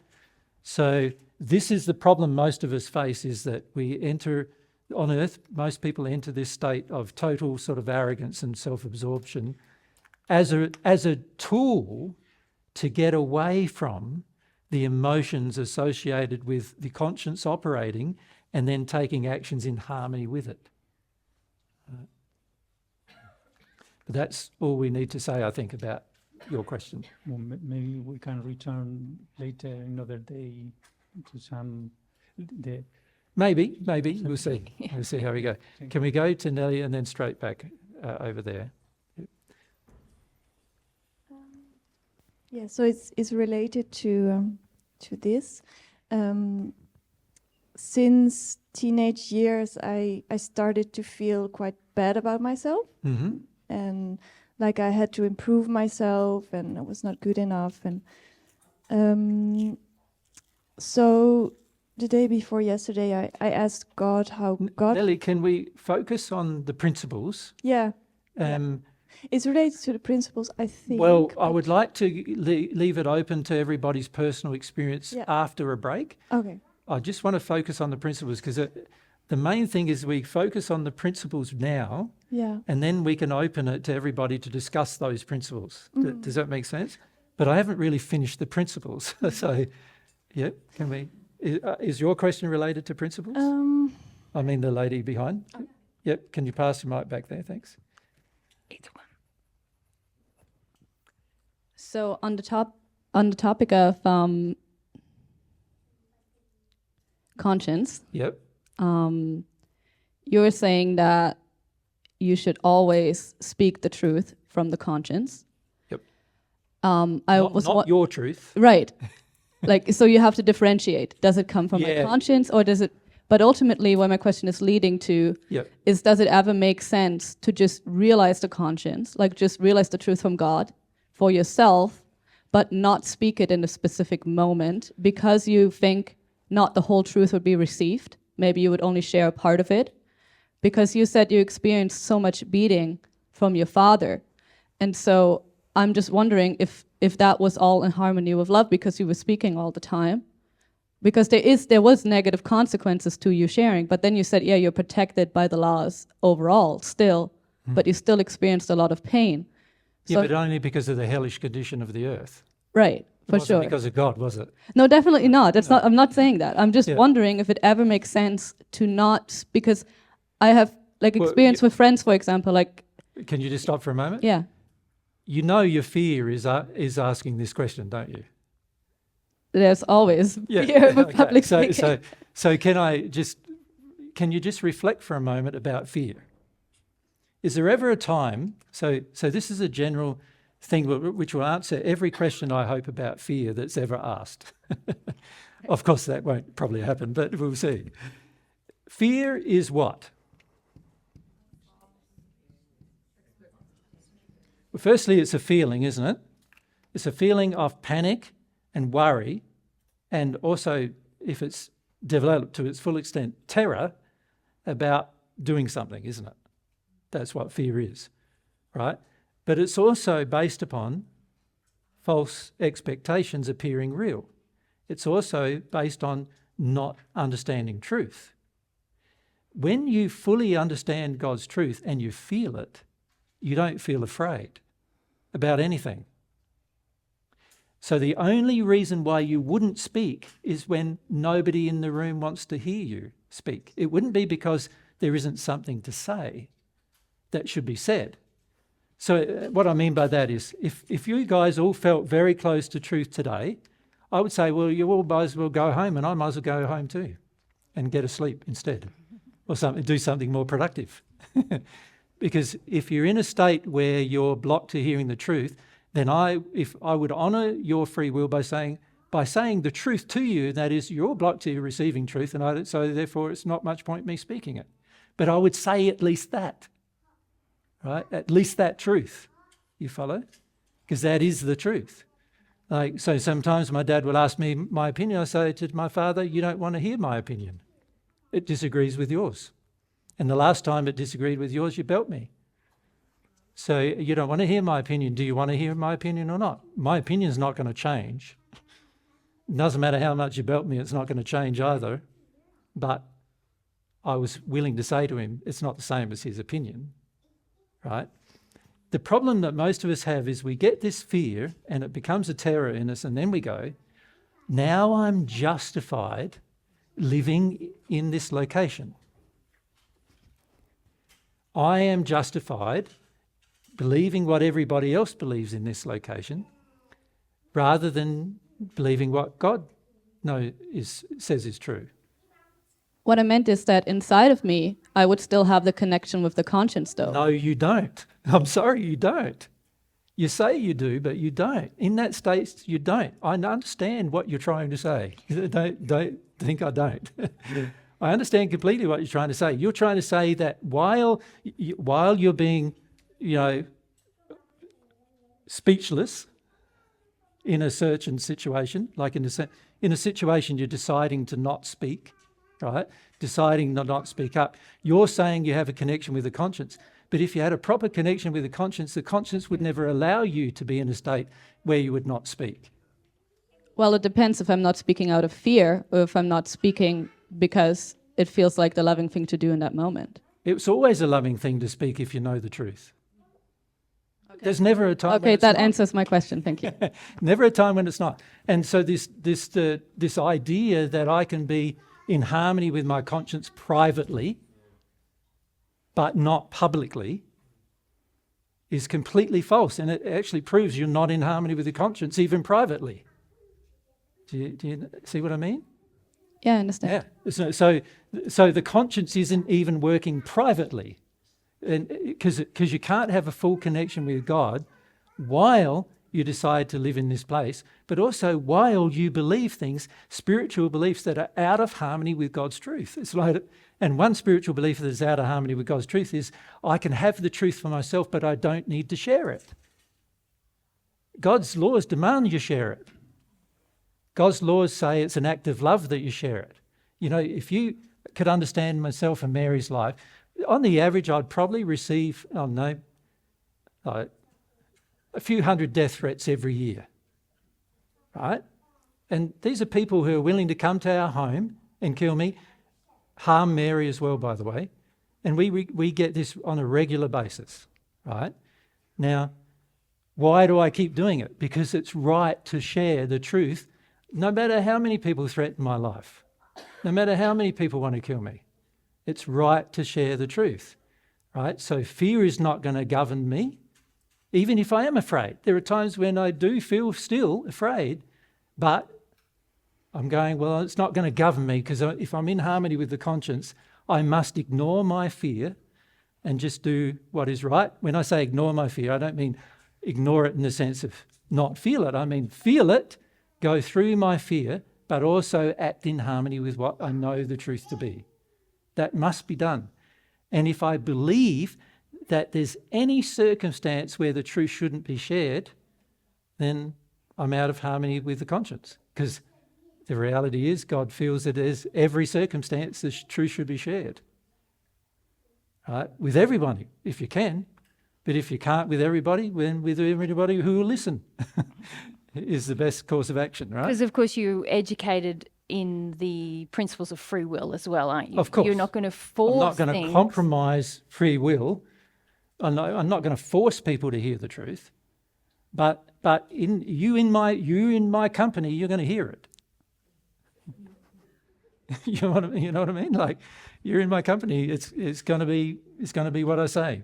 Like, and it's going to be pretty tricky sometimes, because a lot of what I say is pretty tricky. Because it's pretty tricky for me too. Because it's God's truth and not necessarily mine at times. And so it's pretty tricky for me too. Like, I go, well, do I need to do that? And the answer is always yes. Like, you remember with God, the conscience, he can say yes. Like, no, yes. We talked about this in England a lot, about how to develop the conscience sensitivity. And this is an answer to your question, Eva. There's things you can do, like just asking yes or no questions of God is one way to start developing the conscience more. And God can tell you, yes, good thing. You know, it's a great thing. This is a pretty tricky situation, but it's a great thing to say the truth, right? There's not a single circumstance in your life that would require you to stay silent. Even though the hellish view of the world in love is, there's many, like the hellish view is, you pretty much stay silent most of the time, and you only speak up when it becomes very harmful to you. That's the hell view. The hell view is, as long as it's not hurting you, then don't bother speaking up. That's the world's view and the hell's view. Mm-hmm. The truthful view is, I need to speak up in every circumstance I can, right? And like, if somebody puts a tape over my mouth, obviously I'm not going to be able to speak up. If somebody puts me in solitary confinement, obviously I'm not going to be able to speak up. There are certain circumstances in life where it's not going to be possible for me to speak up, right? But those circumstances are all very extreme and also out of my control. When it's in my control, I'm going to speak up. That's what my conscience will tell me to do. Yeah. And this is the thing, is that when we connect to the conscience, our emotions and our beliefs and even our sensory things, like, but what if somebody stabs me or kills me or tries to harm me? Too bad. Like, truth is more important than my life, my earth life. Truth is more important than that. If I know the truth and I really believe it too, I would know I have a spirit life straight after this earth life. And so if I stay in harmony with the truth, I know, and I die for that truth, my spirit life's going to be better than if I died for a lie. or died for withholding the truth. It'd be better. So it's better that I share it for my spirit life as well. And so when I understand the truth spiritually, I will find that I have less emotional impediments to the operation of the conscience. Yeah? There are no circumstances in your life where truth should not be shared, if it's within your power to do so. Not a single one.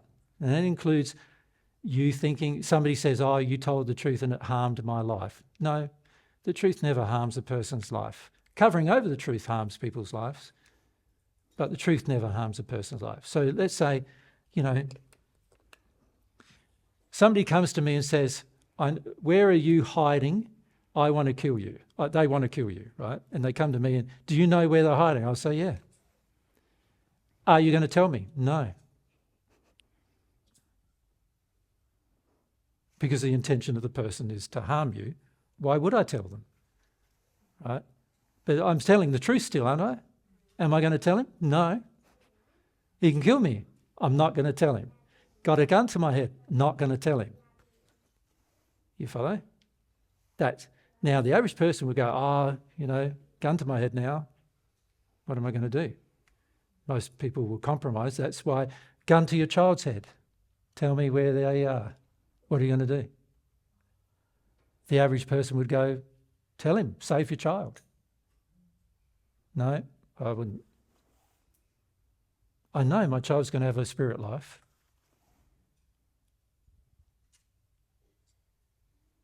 Why would I tell?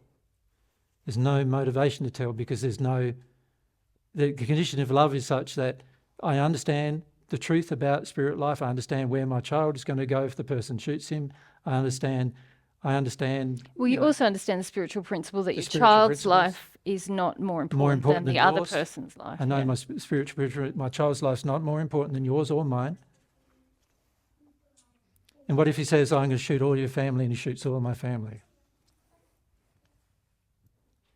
Too bad. All of my family's lives are not more important than yours. Right? And the average person on earth doesn't believe any of these things because the average person on earth lives here.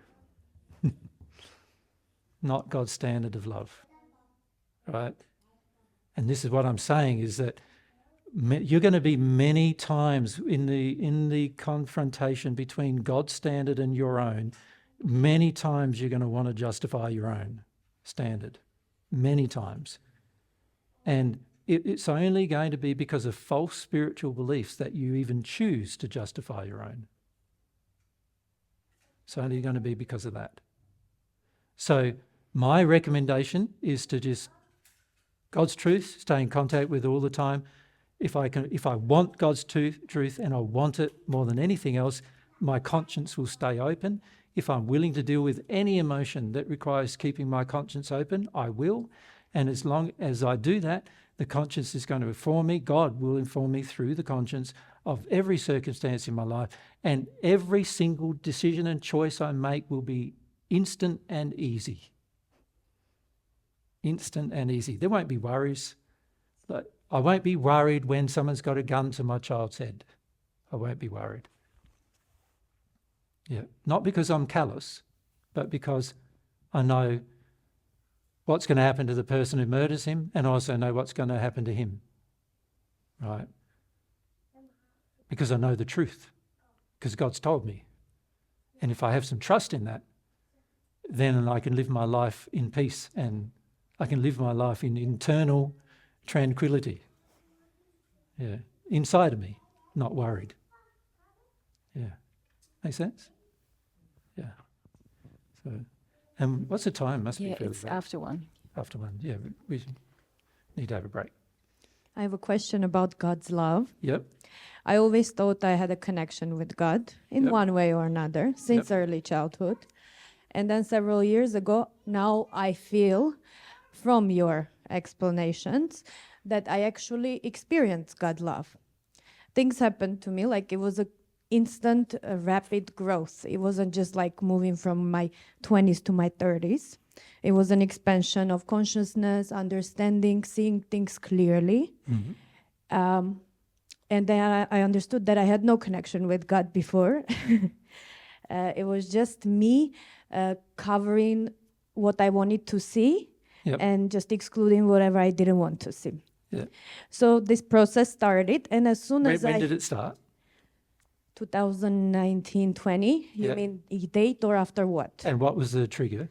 Trigger, I heard someone who I loved. Yep. Emotionally. Yep. For me, when things And happen, then how did you feel about that? horrible. Yeah. I came to my lowest threshold of disgust of myself. Yeah. And this is when I turned to God, truly. Yeah. And In true what did you do repentance. to turn to God? I don't know. I quit my job, I locked myself up, and I started praying, Yeah. having this dialogue. Yeah. And then everything was out of my control. I don't know how things happened. Yeah. So as they started progressing, I was shown what I was going to do with my big souls project, let's say, on this earth. Yeah. And of course, I became... Hang on. Can I stop you just, now? Yeah. Yeah. Stop. Yeah. We're in a personal question, not a principle. but something I must say. What you're experiencing is not God. But And what this I is- was... Can I please quickly formulate my question before you say? Well, the problem with... we must first discuss parts of your question. The statements you're making are not about a relationship with God. They're a relationship with a spirit, right, which is not God. So I know you want to believe it's with God, but it's not. Now, this was a spirit who wanted to meet you, wanted to help you get out of the feelings you had at the time. Mm-hmm. So the spirit's motivation, from the spirit's perspective, the spirit's motivation was sort of righteous, they believe. But from God's perspective, the motivation was not righteous. But you now believe that you have a relationship with God when you actually don't have one yet. You have one with a spirit. Now, you don't want to hear that. No, I want to differentiate. How do you know whether it was with spirit or it was with God? No, because I know then I lost that connection. I know you don't want to hear it. I know you don't want to hear what I just said. But I'm saying that this is what's happened. Sure, but how do I know? That's my question. Well, firstly, the Spirit is trying to change your life and tell you what your goals in life should be. Now, God never does that. God never does that. God never influences your free will. God only ever responds to your free will. He doesn't influence it. He doesn't say, this is your goal in life. You should do this. Only spirits do that, right? God does not do that. But that's not what I was told. Like, I wasn't told you should do this. I came to an understanding myself. No. I didn't ask what should I do. I'm saying we can talk to the Spirit if you want, because your spirit will own up to the fact that He told you to do it.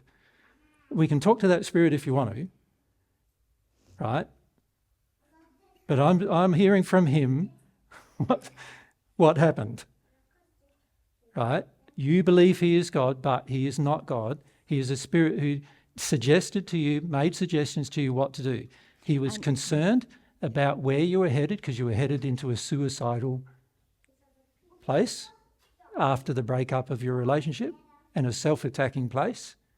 And He was concerned about that, and He didn't want you to go there. So He thought He was going to help you by making suggestions about how you can improve your life.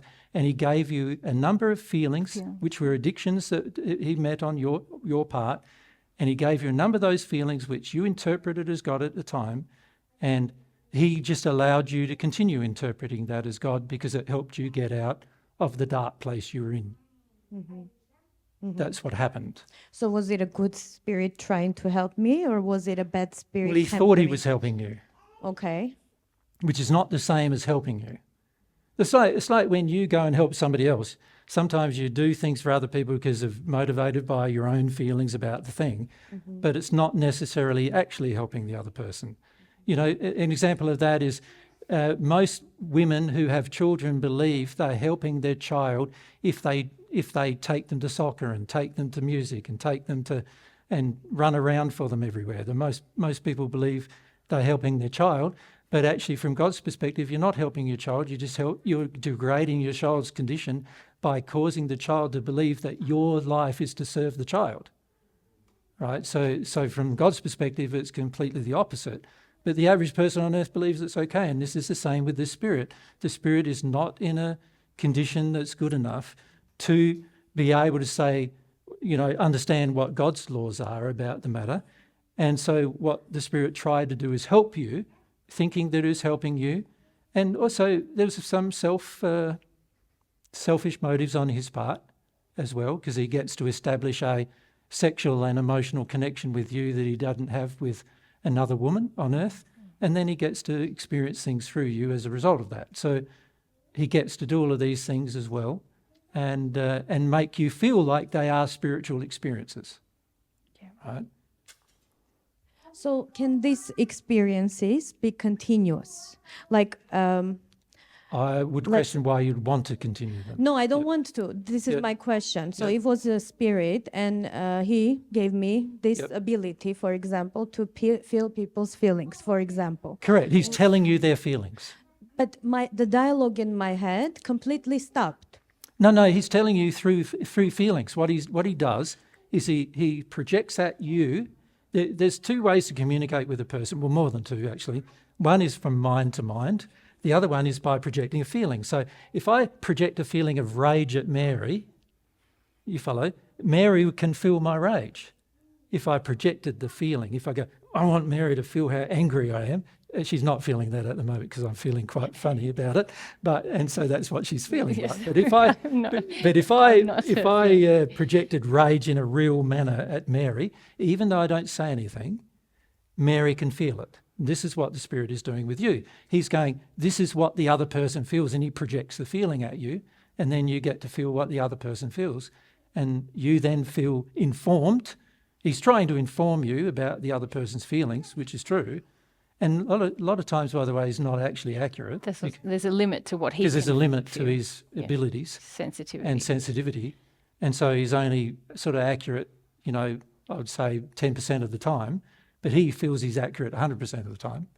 And as a result, you get to feel feelings from him that are the feelings of other people.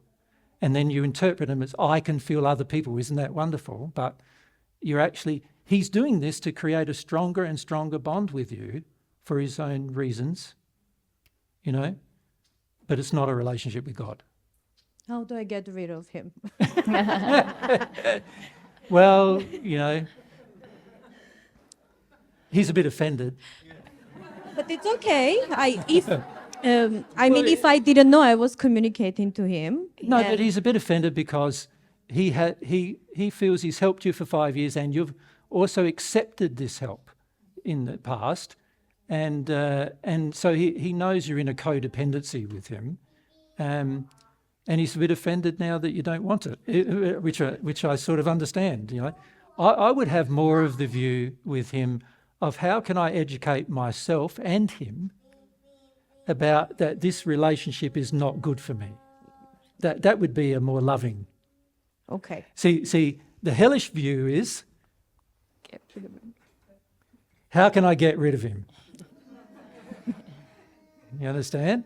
The loving view is, how can I grow in love and help him grow in love to the point where we don't have this codependence? That would be the loving view. So partly we can talk to him. That's that's something you can do. You can talk to him about it.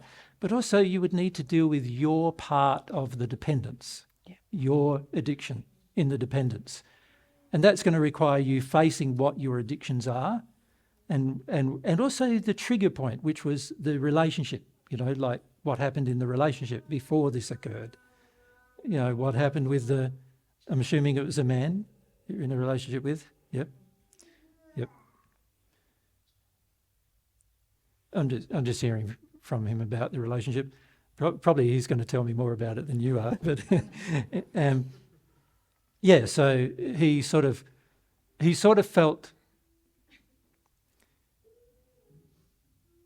that the way you were headed after you did the thing you did in the relationship and caused harm in the relationship was to go down a very self-abusive and self-attacking road, right? he was worried that that would end up with things like drugs and drink and other substance abuse and other things like that. He was worried about all these things. Whether that was true or not was really his interpretation. And then he was then worried about all that, so then he wanted to help you not go down that road by giving you a whole set of experiences, which you then were willing at the time because you were praying for alleviation of your pain, which is also not a prayer to God, by the way. It's a prayer to spirits to alleviate your pain. And because of that, then the series of events occurred, which got the bond between you established. So I'm sorry, Mary. No, I you go. was praying to show me why I did what I did to him. That was my prayer, well, core of my prayer, along with many other things. Yeah, I wouldn't say you're being honest with yourself there, to be frank. I agree that you wanted that to be your prayer, if you like you wanted to feel like that's what you wanted to do. Yeah. But the emotion coming from you at the time was not that. The emotion coming from you was quite specifically, please rescue me from this pain I am feeling. Right?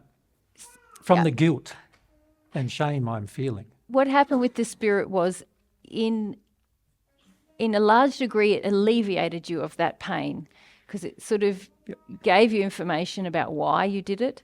It gave you information about... Not wholly honest why, though. No, it's information, not truth, just Yeah, information, just information about why you did it. Not God's truth. It gave you information about how to do better, and it gave you information about what to do next. And also he was telling you, get off your backside, start doing some things so that you don't wallow in the self-pity of it all. So it's... As well. Can you see that all three of those things that I mentioned, the thing that, the reason, the information about the reason, the information about how to do better in future, and the information about what to do next, is all taking you away from feeling the pain of what you had done, like really feeling it. Yeah, properly. And really... And not only the pain, but the cause of it. That's what... Which is more related to your father and your childhood and really the emotions you really don't want to feel about, which are related to Dad in particular. Really feeling that pain is what's going to take you to the cause of why you did it. And I'm locked to that. I tried to feel, it came once, several months ago, and I just stopped it because it was too painful. Exactly. So yes, but I thought I was on a God's truth road.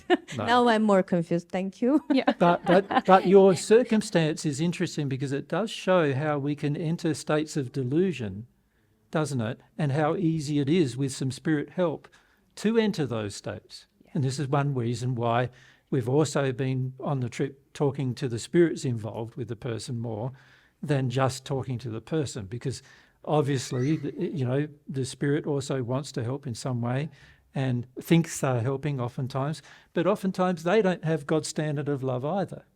So the way in which they help is often not the way God would help. Yeah.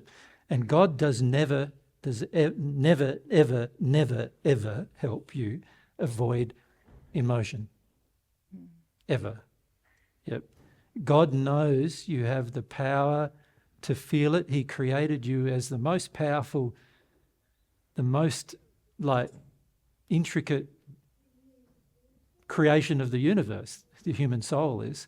And he created you with the power to feel everything, experience everything, and the ability to do that. So God will never assist you to avoid your feelings, ever. I'm sorry, I know this sounds strange, but at that point of time, I wasn't avoiding my emotion. I was crying 24/7, like I was really going into core of some things. I'm sorry you weren't. You were feeling what I would classify as Guilt. Shame. Guilt and shame, both things. Yeah. As you were feeling addictions as well as feeling a tantrum, is the best way to put it. A tantrum is like, to put it in a raw way, let's say you've got a young child going through a lolly aisle, a candy aisle, what do you call them here? Sweets, a sweet shop or a sweet aisle, and the child wants the sweet, it's got the sweet before, wants the sweet now, and mum says, no, you can't have it, and the child goes into a tantrum. In other words, you can't have what you want, is what the message from the parent is.